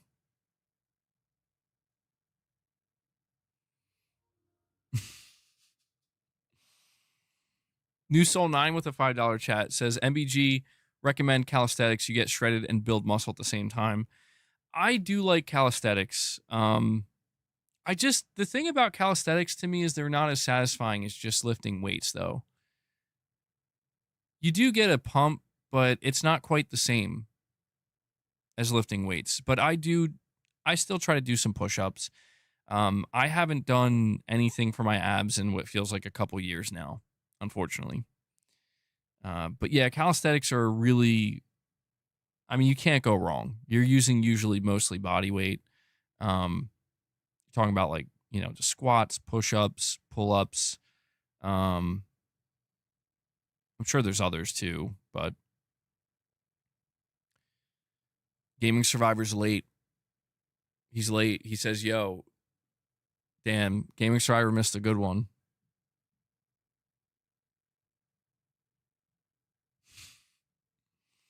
Hanzo, bro.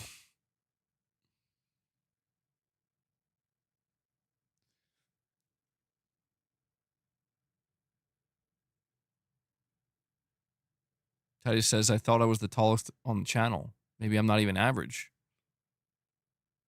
I think being tall is overrated. Maybe I'm just saying that because I'm not tall. I mean, I don't know. It has its advantages, but I think it has its disadvantages. Like, I think being tall, I think it's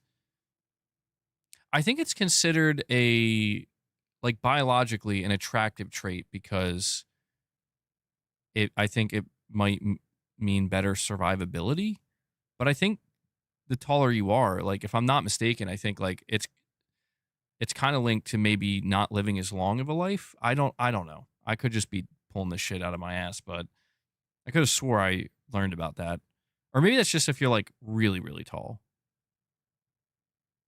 Yeah, Wes, right? I'm not crazy, right? I swear I learned about that. But obviously it's different for everybody.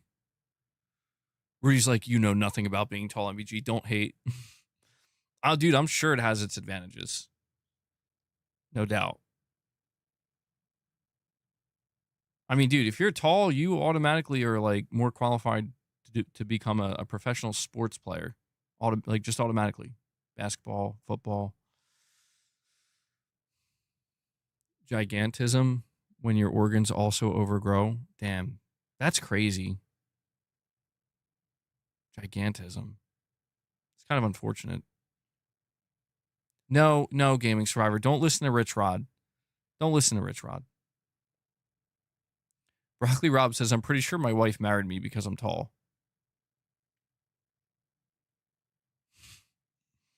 Broccoli Rob, I'm going to be honest. I didn't know you had a wife. No offense. Just didn't know. Didn't know.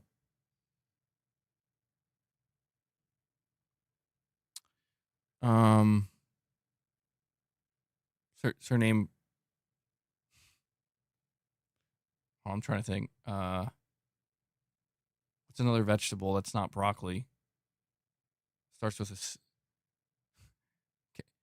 carrot. Carly. Is that your wife's name? I don't know. I've been streaming. I've been talking to you guys for too long. Listen to me. Listen to me. Prince G's just in there saying eggplant. Eggplant Esther. That's better. I think that's better. That might be better. Eggplant Esther. Rudy says he can't fit in some cars. Damn.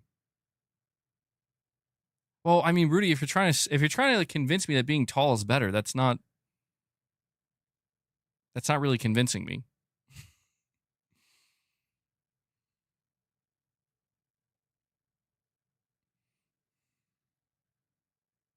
Tomato Tammy. Cauliflower Carly.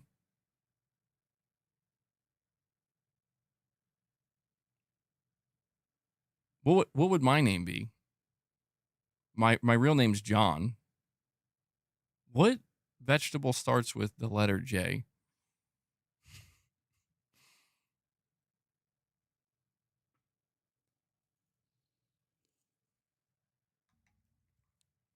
I don't like that, Prince. I don't like that one. I don't think that's a vegetable either, bro.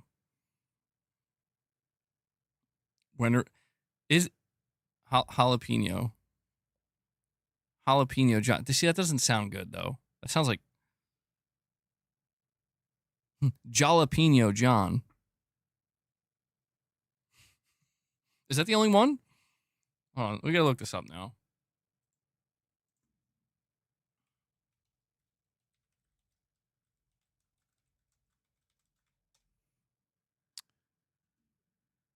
Vegetables that start with J.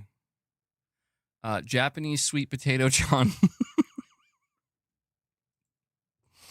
There we go. There it is. Rolls off the tongue. Jackfruit John.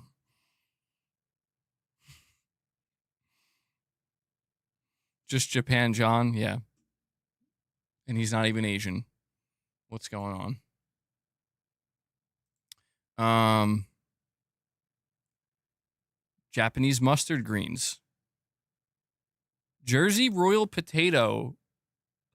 Jersey Royal Potato John. This is garbage, man. Maybe I just have to do a whole different food group. Jerusalem Artichoke John. Okay, well, yeah, this is quite unfortunate. Did we even finish the FromSoft topic?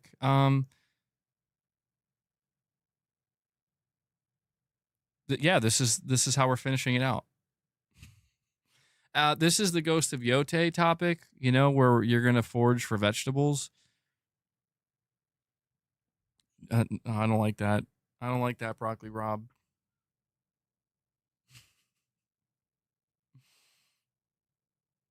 Jerusalem John goes unironically hard, though.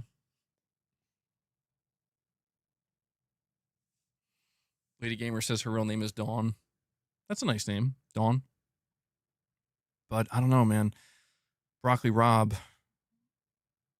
I think, takes the cake. Although Titus I like Titus as well. I feel like Titus isn't that common. Who's got the best name? I don't know. Fred, your last name might take it. Vance. Although it's kind of cursed now because of JD Vance, but I always thought Vance was a cool name. It just sounds cool. When I hear Vance, I actually think of exactly Hanzo. Holy shit! How did you get? That's literally what I was gonna say. The Lance Vance dance, bro, from GTA Vice City. That's literally who I think of when I hear the name Vance.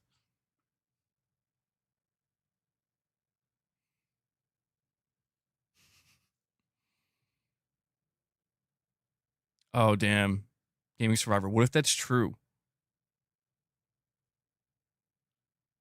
Vance Refrigeration from The Office. There we go. Schmidt says his name is Armin. Well, that guy that was here earlier, Arnie Vesper, is his name Arnold? Because I mean, if his name's Arnold, he takes it.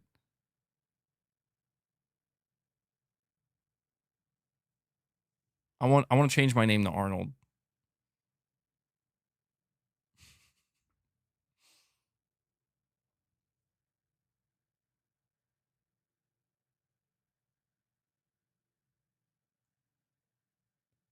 So I watched did anybody watch that new Arnold show, Fubar 2 or season 2? It was tough. I did it for Arnold. And if it wasn't for him, man, that show was okay. There was some of it was okay, but some of it was just like hot garbage, man. Oh man, yeah, Isley, that's tough. It's tough. It's on Netflix. I mean, it's there's a lot of cringe, man.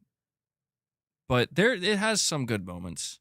It has some good moments. Like the show is weird because like there's some stuff where it's just like it's really raunchy and just brutal out of nowhere, and then other times it seems like it's trying to be PG, and it's really weird.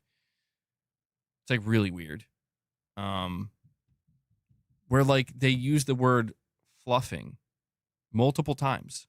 Where they're like, are you fluffing kidding me? Where it's almost like they're making it seem like they're not going to say that, they're not going to drop the F-bomb. And it's so cringe. It's like, why are you saying that? But then multiple times in the show, they'll just say fuck. Where I'm like, what? Like, I don't understand what's going on here. But I don't know, man. I'll watch anything that Arnold's in. I still have never forgotten the time I was pumping gas and 2 cops blocked me in at the pumps to ask if I knew anything about my uncle's. Fred, I can't tell if that's a true story or not. I mean, it sounds true. Wait, is that true, Metal Gear? Okay, I don't think that's how they meant it. Yeah, no, I'm fairly certain. I'm like fairly certain that's not what they meant. Candyman with Tony Todd. That was, yeah, classic.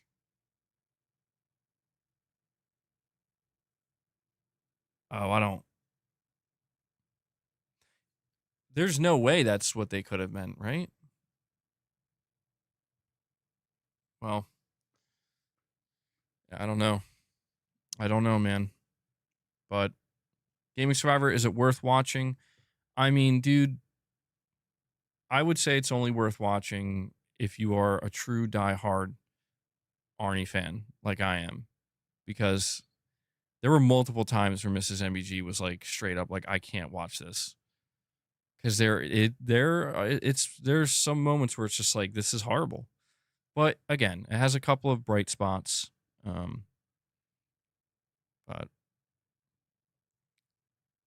Fred, if that's true, that actually sucks. That's kind of bullshit. No, RichRod, we definitely don't. See, this is exactly why. This is why we can never have a call-in show. Fred Vance, are you really Fred Durst? Dude, somebody left a comment calling me Timu Fred Durst. And I know this comes from the trolls and the haters where like apparently I don't know, I've been branded like Timu Fred Durst or whatever with my crash out. So I'm like, ain't no way, man.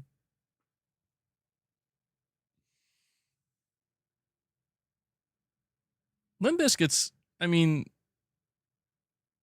I feel like they're like one of those bands where they had like 1 or 2 really big albums, and that's really all they're kind of known for, and they've kind of embraced that. I can respect it, and I like some of their songs. They come on sometimes. Yeah, hey, you know what? Yeah, maybe I am Timu Fred Durst. Yeah, that's not so bad. Could be worse. Could be worse, I guess. Planet Schlorpian comes in and drops $1. Planet Schlorpian, thank you, buddy. Guys, we need 4 more members. From limp to now hard. Okay. We need 4 more members, and we can hit that 75 mark. I know we can do it. I believe in you guys. It's just going to drive me nuts. How could we be this so close? How could we be this so close? I can't even talk. AliExpress renters.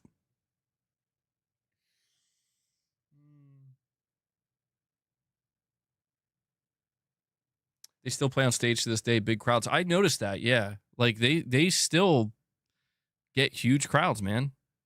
I mean, I'll be honest, like when you listen to Limp Bizkit, some of their songs, like break stuff, I mean, it's just how could you not? It just instantly gets you like, yeah, like I'm pumped up, you know? They got a groove. MBG, if you press the green button 8 times on your LG remote, you'll get a better FPS counter. What? Fred Durst did the Black Sabbath Back to the Basics show.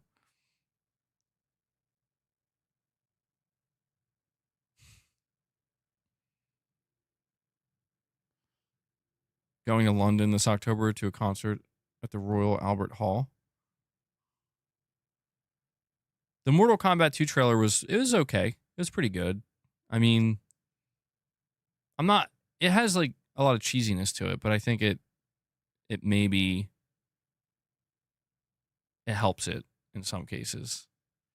People seem to be pretty frustrated with Jade though, because it's the same actress who is playing Jordan in Intergalactic: The Heretic Prophet. And people just seem to be upset that they didn't give her a wig.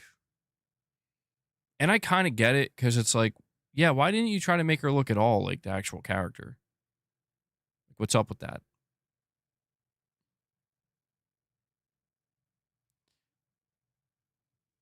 Fred's out here. Fred's getting ready to shed a tear, man. Yeah, I mean, the final Black Sabbath show was something. Yo, gotta give a shout out to Bill Ward. I think that's his name, the drummer of Black Sabbath. Because, like, dude, his drumming was super underrated. Honestly. Like, I feel like you hear all the time about, like, these pioneers of modern day drumming and, like, rock and metal drumming. And I don't know, Bill Ward was, yeah, I mean, he was crazy. Like, I'll never forget when I was listening to Black Sabbath, knowing that, like, they were putting songs out in, like, the late 60s and early 70s. And I'm listening to drums. I'm like, this dude was, I mean, nobody was doing this. Nobody was playing like that at that time. So he's, in my opinion, he's also a pioneer. And I'm a huge John Bonham fan. You know, I think John Bonham is like, he is like the king, you know, but yeah, man, Bill Ward, I don't think gets nearly enough credit. So is Mason from Pink Floyd. Gaming survivors like to experience, the experience of age is a weird thing. I feel like the end of careers and deaths seem to be hitting us rapid in recent years. Yeah, I don't know, man. I'm in a constant state of existential crisis. Literally. Just constantly. Like I have to actively work to not to not think, because it's too much. It's too much. Thought this was a PlayStation podcast. It is. It is. I have an existential crisis thinking, what if Sony goes fully multi-platform? See? What if PlayStation, what if it's okay? What if other people are going to have what if the existential crisis of Sony going fully multi-platform is in vain and all for nothing? I know Chris Turner. I have a bunch of his tracks on my playlist, dude. I know. Dude, I know. Absolutely. Like, it's one of those drummers that I'm like, I don't want to play anymore. I quit. Search Luca Seal MBG's doppelganger.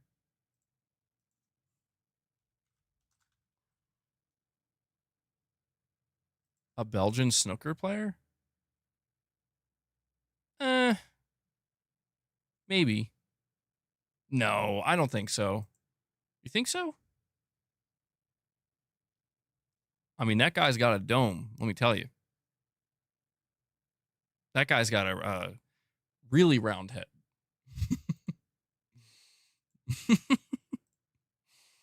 You know, I'm a little offended. No, I'm just kidding.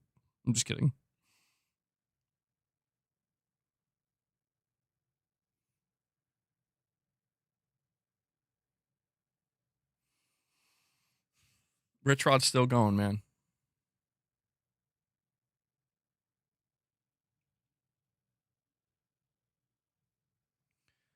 Well, where are we at? How long have I been streaming? Oh, okay. So we're at the 3 hour and 20-minute mark. We'll go for another 10 minutes. We'll just shoot the shit for another 10 minutes. Do a final call, last call. We don't drop any more support. Do so within the next 10 minutes because we're going to wrap it up. We'll probably be back here tomorrow. I did put out a video earlier as well. For anybody who maybe missed it, make it 4 hours. I'm gonna need incentive to make it 4 hours, bro. Because the only reason I don't like to do that at times like this is because I don't know. I feel like most of what we're gonna talk about is just kind of random and spontaneous, and I try to keep it focused. Although we totally went off the rails, but to be fair, I think we kind of waited till we were done the topics. But what happened to the reps? Dude, that's what I'm saying. We're 4 memberships away. If we hit 75, I said if we hit 75, I'd do reps. Oh yeah, Danny Carey. Dude, Danny Carey, he's another drummer that makes me want to quit because he's just too good. I mean, he's doing like, I don't even know what he's doing. To be like, that's the thing. I don't know what he's doing. I've even watched like instructional videos on how to try to play some Tool songs, and I'm like, this feels like my brain is going to burst into flames. I can't do this. Prince, you don't like modern drummers? I mean, I feel like a lot of the progression of just musical instruments in general has been like trying to keep pushing the envelope. But I think you do get to a point where you just appreciate simplicity a little bit more, you know, at certain times. Is Lars really a terrible drummer? I think Lars gets way too much shit. I don't know why. I think Lars probably gets shit for the same reason that maybe like Jimmy Page gets some shit these days. Not as much. Lars gets a lot of shit. I think Lars gets a bad reputation for multiple reasons. I think it's because, number one, he has been known to kind of play sloppy sometimes live, and he just seems like he's kind of, I don't know, like he's had moments where he plays really great live, but other times where he's like really kind of sloppy. But like Jimmy Page is known for being a sloppy guitarist, which is interesting because he's known to be one of the greatest guitarists ever, but like he's been known like when he plays live, like he's just not, it's not that he's bad, it's just he's sloppy, you know. A lot of people think it's because of the drugs, and it very well could have been, but yeah, Jimmy Page, you can't, regardless of his sloppy playing at times, he's a musical genius. Metallica, yeah, when we're talking about Lars, we're talking about Metallica, but I think I think he's underrated, man. Like, I listen to Metallica all the time, and I'm like, his drumming's good. Like, it's not bad. I mean, growing up, that's what I would go to. I would go play Metallica, you know? I think the sound of his drum kit in the Black Album, and even, dude, I know people don't really like Load and Reload because it's more rock and not so much metal for Metallica, but dude, the sound of his drums in the Black Album and those 2 albums is fucking incredible. I literally, I think this might be the greatest sounding drum kit I've ever heard, you know? Where I was like, how did he get the bass to sound like that? That snare, dude. Which is ironic because then when they did Saint Anger, he apparently had the worst drum sound in the history of anything. But he's good. All right, Lady Gamer, thanks for hanging out. But yeah, I think Lars is a good drummer overall. I think he's not the best. You know, I think because of the, you know, Metallica is such a big band and such a well-known band, I think there's been this kind of expectation where it's like, well, you got to be better than this, right? And it's like, well, I mean, if you go watch Lars drumming in 1988, 89, yeah, on the, you know, the Monster kit, the white Tama kit, I mean, he was killing it, dude. And even today, he's older now, and he's still doing a good job. So, you know, put some respect on Lars Ulrich's name. But yeah, I think he soured his reputation a little bit he was like the spokesperson for going after Napster and shit. I think that just made people dislike him. What do I think of the Zelda live action casting controversy? Is there a controversy? Is there a controversy? I mean, if there, I'm genuinely asking. I have no idea.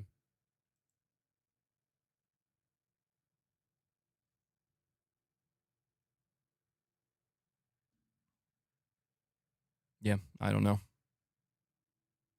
And Detective Seed, bro, wow, that's a mind F right there. Detective Seeds, we were talking about you earlier. Detective Seeds comes in out of nowhere.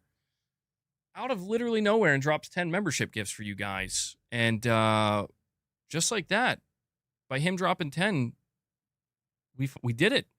I asked for 4, and he gives 10. Detective Seeds, thank you for that, buddy. Thank you. Appreciate it. And yeah, man, I hope that the leak or the rumor that's been it's really went viral. It's taken off. I'm sure you've noticed. I hope it's true, man. I hope it's true. I hope the source that you're talking to is good because, dude, if Sony can get out here with the PS5 Pro and say GTA 6 is running 60 FPS, that's going to be some next level shit right there, dude. Yeah, thank you so much, man. My weekend's been pretty good. Gonna try to wrap it up tonight, hopefully, playing some more Death Stranding. I feel like I'm close to the end. He broke the 4th wall, dude. Let me add that to the counter. Yeah, thank you guys so much. And Rudy, I think I saw you asking about gifting memberships. If you're on iPhone, I still think it gives you trouble. I don't think it lets you gift memberships on iPhone, unfortunately. Well, I will say, Detective Siege just set you guys up. I'm totally content with 81. That's, more than I would expect, certainly. But he did set you up a 20 bomb. 20 bomb will do it. This person is given good info, most recently with the PS5 Pro updates that I put out earlier. I plan to continue to get updates on it. Yeah, well, good shit, man. Here's hoping. Here's hoping that he's good on it because it does sound like Sony has big plans for the PS5 Pro in 2026. They have that big FSR 4 or like PSSR 2.0 update, I guess, that they're going to be rolling out. Them wanting to try to do that alongside GTA 6 would make a ton of sense around that time. I mean, what better game to kind of introduce some new technology or new iteration of the technology that they have on the Pro?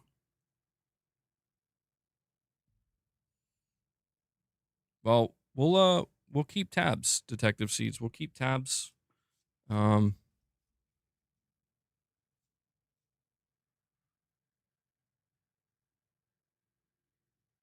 Yeah, PS5 Pro is probably I think it's gonna sell better in 2026 than it has so far, probably due to GTA 6. May is the target date for the rollout to users. See, that timing though, man. It really makes me wonder if maybe that's a game, because like you're saying you're talking to a PlayStation engineer. I was telling people earlier, I could see that being like Sony working with Rockstar, like actually trying to be like, hey, can we help you with this? Can we try to optimize this? And I think that's in Sony's best interest. I think that considering they're working on this technology, yeah, I could absolutely see that. Detective Seeds, yeah, I mean, like most insiders, he's gotten stuff correct. He's gotten stuff wrong. He'll tell you that. No insider has a perfect track record, and I don't know. I see the way people are reacting to Detective Seeds, and I'm like, people need to chill, man. That's what I don't get. Like people use this stuff as an excuse to be nasty or to just be dickheads, and I'm like, we're talking about video games here, man. Like, dude's just giving us information. Like, relax. I will never understand why some people, they have so, like, they're so angry over stuff that's like, come on, dude. Like, relax. I get it if you're out there like talking about politics and stuff, and we're having like religious debates or whatever, but come on. Like we're here to have a good time playing games. Boss, come on, man. Yeah, see, he'll tell you. No one's 100%.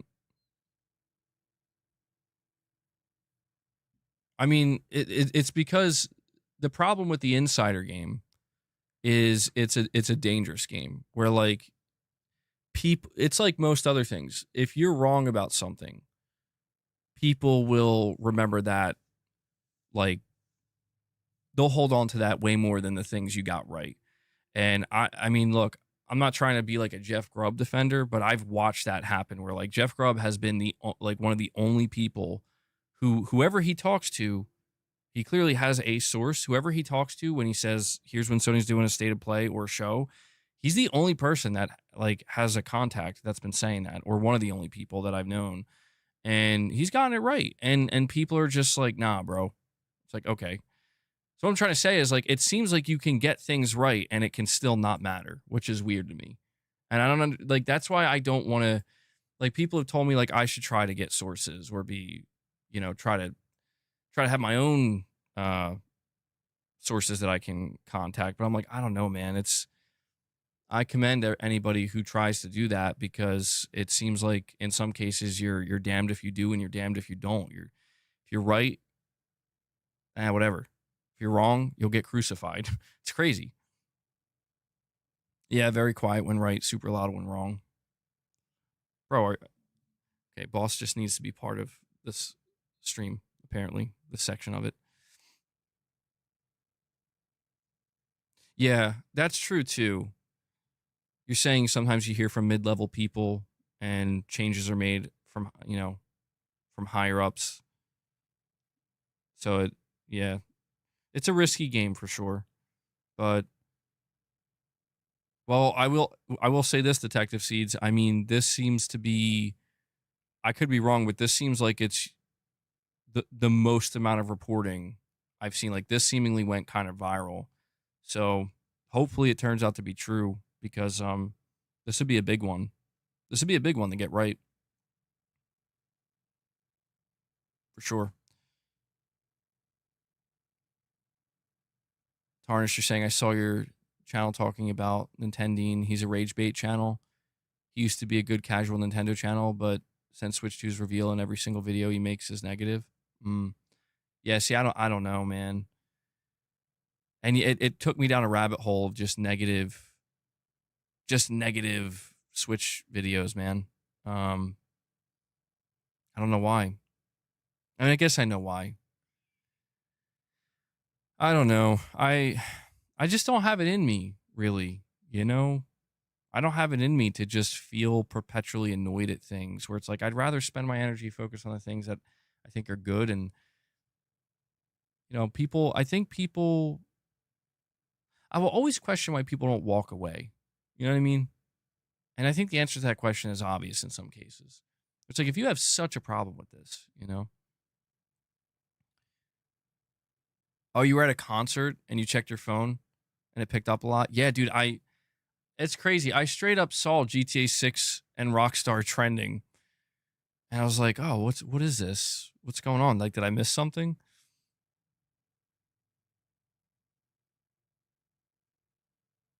Well, I think the big thing that everybody picked up on with GTA 6, with the last trailer we got, the big thing that everybody picked up on is the fact that it did say at the bottom it's running on PS5.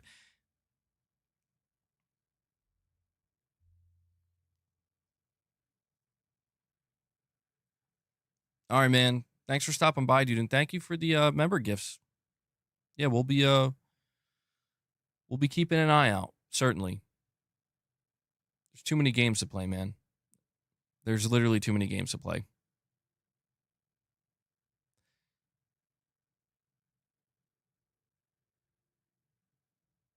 Yeah, it's hard for me to comment on the Switch 2 stuff because, again, I just don't pay close enough attention. If anything, like, I represent that super mega casual Nintendo player that I'm going to get a Switch 2 at some point. And, like, honestly, I'm not really worried about, like, I don't care about anybody's opinion of Nintendo or the Switch 2 because it doesn't. It literally it just like right now I don't care about the Switch 2. Like none of it matters to me. All I know is that eventually Nintendo's going to release a game that I don't know if I want to play it, but I know at the very least Mrs. MBG is going to want to play it. It's like, yeah, I'll buy it. Like, it's a big fucking deal. My question is this. Because Tarnish, you mentioned the rage bait channels and the people. These like Nintendo rage bait channels and the people that are going all in with hating on Nintendo, do they have a Switch 2, do you think? Did they buy it? What are the chances that they actually have a Switch 2 and they use it?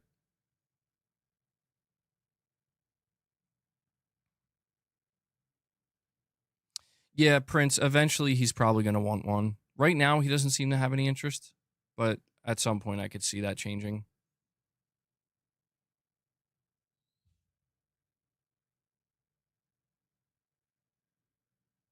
Which copy do you think will sell the most for GTA 6, Xbox, or PlayStation? Oh, PlayStation. Like, undoubtedly PlayStation. Tarnish, you're saying there are things you can highlight in a negative light to be true. I'm just talking about his actions on his channel. Has become a constant negative rage bait channel. Well, I mean, honestly, man, like, being negative is the easiest way to get views these days. And it doesn't have to be about a specific thing, but just, I don't know. I think people in the year 2025 overall are just more agitated. They're more exhausted. They're more on edge. And I think for a lot of people, watching content like that is just like an outlet. You know, it's like, yeah, people share my frustration, even if it's about something that's not actually that important in the grand scheme of things. But it's like people find some kind of solace in like other people feel this way too. But yeah, you also have people that just embrace the dark side or whatever, where it's just like they're just straight up haters or they're just trolls. And it's like that's where that stuff gets blended in too much. And it all kind of becomes the same. I mean, yeah, I did see that, Rudy. We'll see if that's true or not, man. That's wild. That's totally wild. I don't know about that one. That's crazy. $1,000 handheld. Xbox handheld. Xbox Asus handheld. Well, it was funny to me that people didn't believe you when you showed Cyberpunk on Pro could go to 80 or even 90 FPS. They didn't understand and thought you meant VRR increased FPS. No, like, dude, you know what's crazy about that is like, this is what I mean, where like I came across a post and I just said like, it's reported. Like it's being reported. I can't confirm it. I'm not going to confirm it. I'm not playing this game. I don't know. I don't care. I'm just putting it out there for anybody who's being reported. It can hit 80 FPS on the PS5 Pro. And it's just like, I don't fucking understand. Like people get their panties in a twist over the dumbest shit. Like, what are you mad about?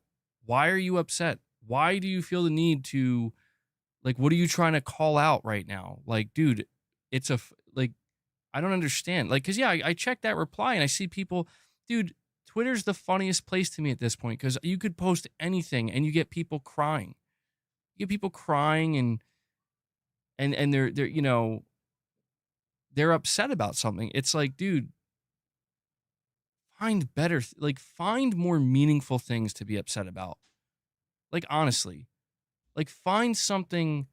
And I mean, cause the thing is the people that I come across, they seem really like actually like miserable and upset. Like, come on, man. There are much more important things in life that are problematic. Be upset about that, you know? But then again, sometimes I got to look in the mirror, you know? I've had my moments. But,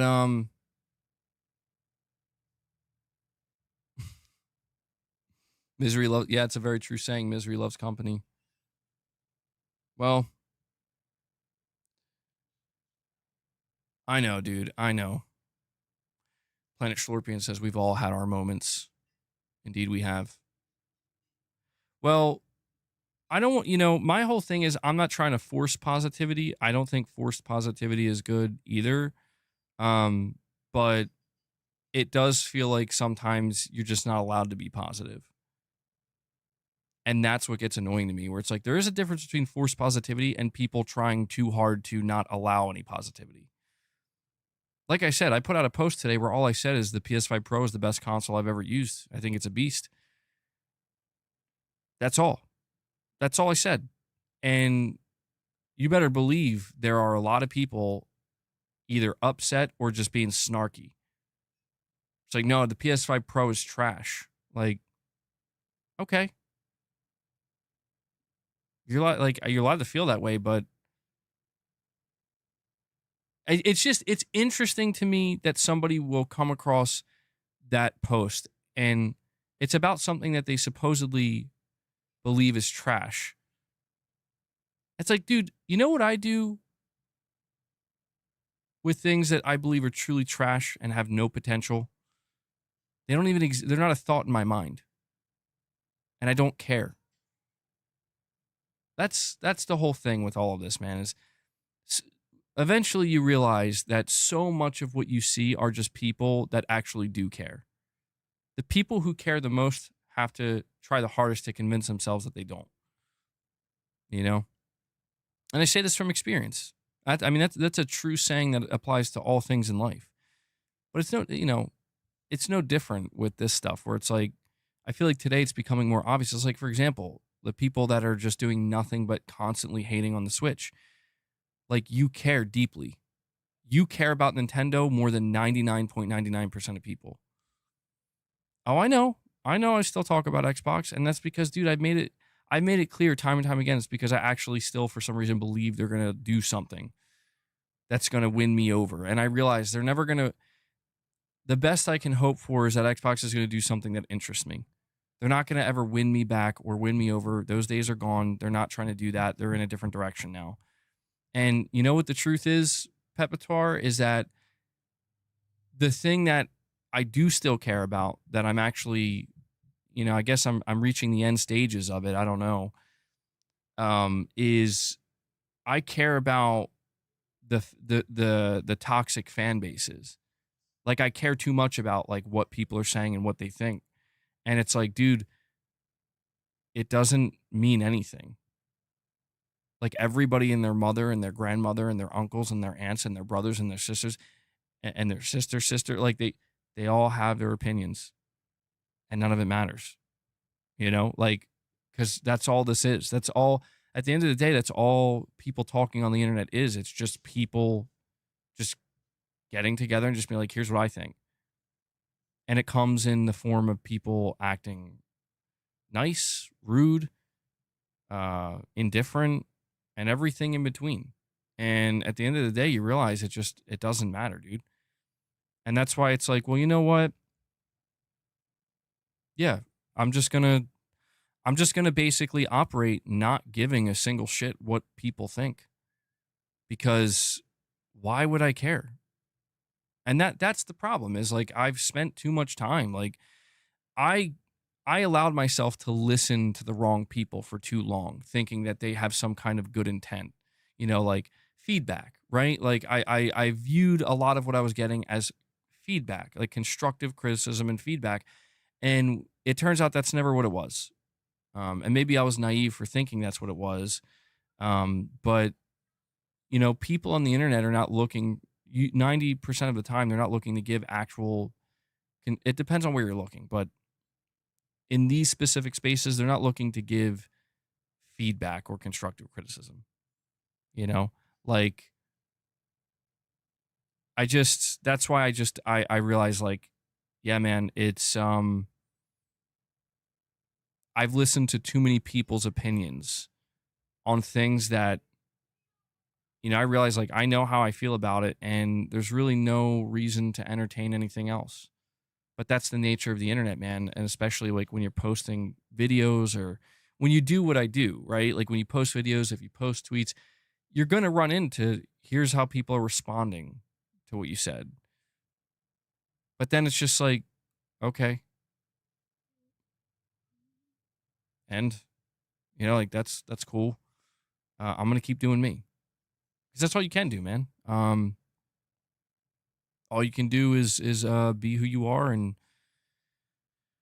I don't want to make it sound like you shouldn't ever take in any feedback. I think it's a balance. I think you just have to be it takes a little bit of wisdom to know like who's actually trying to give good, valuable feedback that can help you improve versus who's just looking to watch, who's placing bets on you crashing and burning.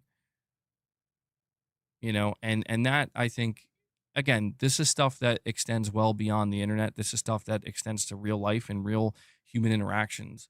And it does take a certain amount of experience firsthand to be able to determine the difference between those two types of people, you know, because there are a lot of deceptive people out there, man, where they would have you think that they have your best interest in mind, or that they care, or that they're trying to be nice, or that they're trying to give you good feedback. But in reality, it's like they are they're very deceitful, and that's not at all what they have in mind. Anyway, I just went on another diatribe there. Guys, that's going to wrap up today's stream. Okay, I extended it by a good 27 minutes, I think, or 17 minutes, my bad. And I think this will be a good place to leave it. So, yeah, I want to thank everybody for taking time out of the day to come hang out with me. I know that we kind of talked about random topics for like about an hour and a half or so of this stream. But you know, it happens sometimes when if we get through the main topics quick enough. We'll see what the upcoming week brings with news. I'll try to keep the content flowing. We'll do videos. We'll do more streams. We're going to do members content. And yeah, so be on the lookout for that. Before I head out, I want to give a very big thank you to everybody who dropped support. We hit 81 members, which is awesome to see. Thank you so much to everybody who dropped any member gifts, or if you became a member. I also want to thank anybody who dropped any super chats or direct donations. We're completely fan funded. I can only do what I do here because you guys make it possible. And I also want to make sure to give a shout out to Devil Shooter. He did say the timestamps might be a little bit late today, so just a heads up. But he does the timestamps for all the streams. He does a great job, and he does a great service for the the community here. So if you guys see him in the comments, give him some thanks, show him some love. And the very last thing I'm going to ask is, as you are heading out and leaving the stream, take a moment and hit that like button on your way out. We're at 171 likes. We could easily probably get that to 175. Go beyond that. Definitely helps. But guys, that does it. We should be back here tomorrow, hopefully. So just make sure you have notifications turned on. And that's it. Enjoy the rest of your Sunday. I will catch you guys in the next one. Until then, take care, everyone.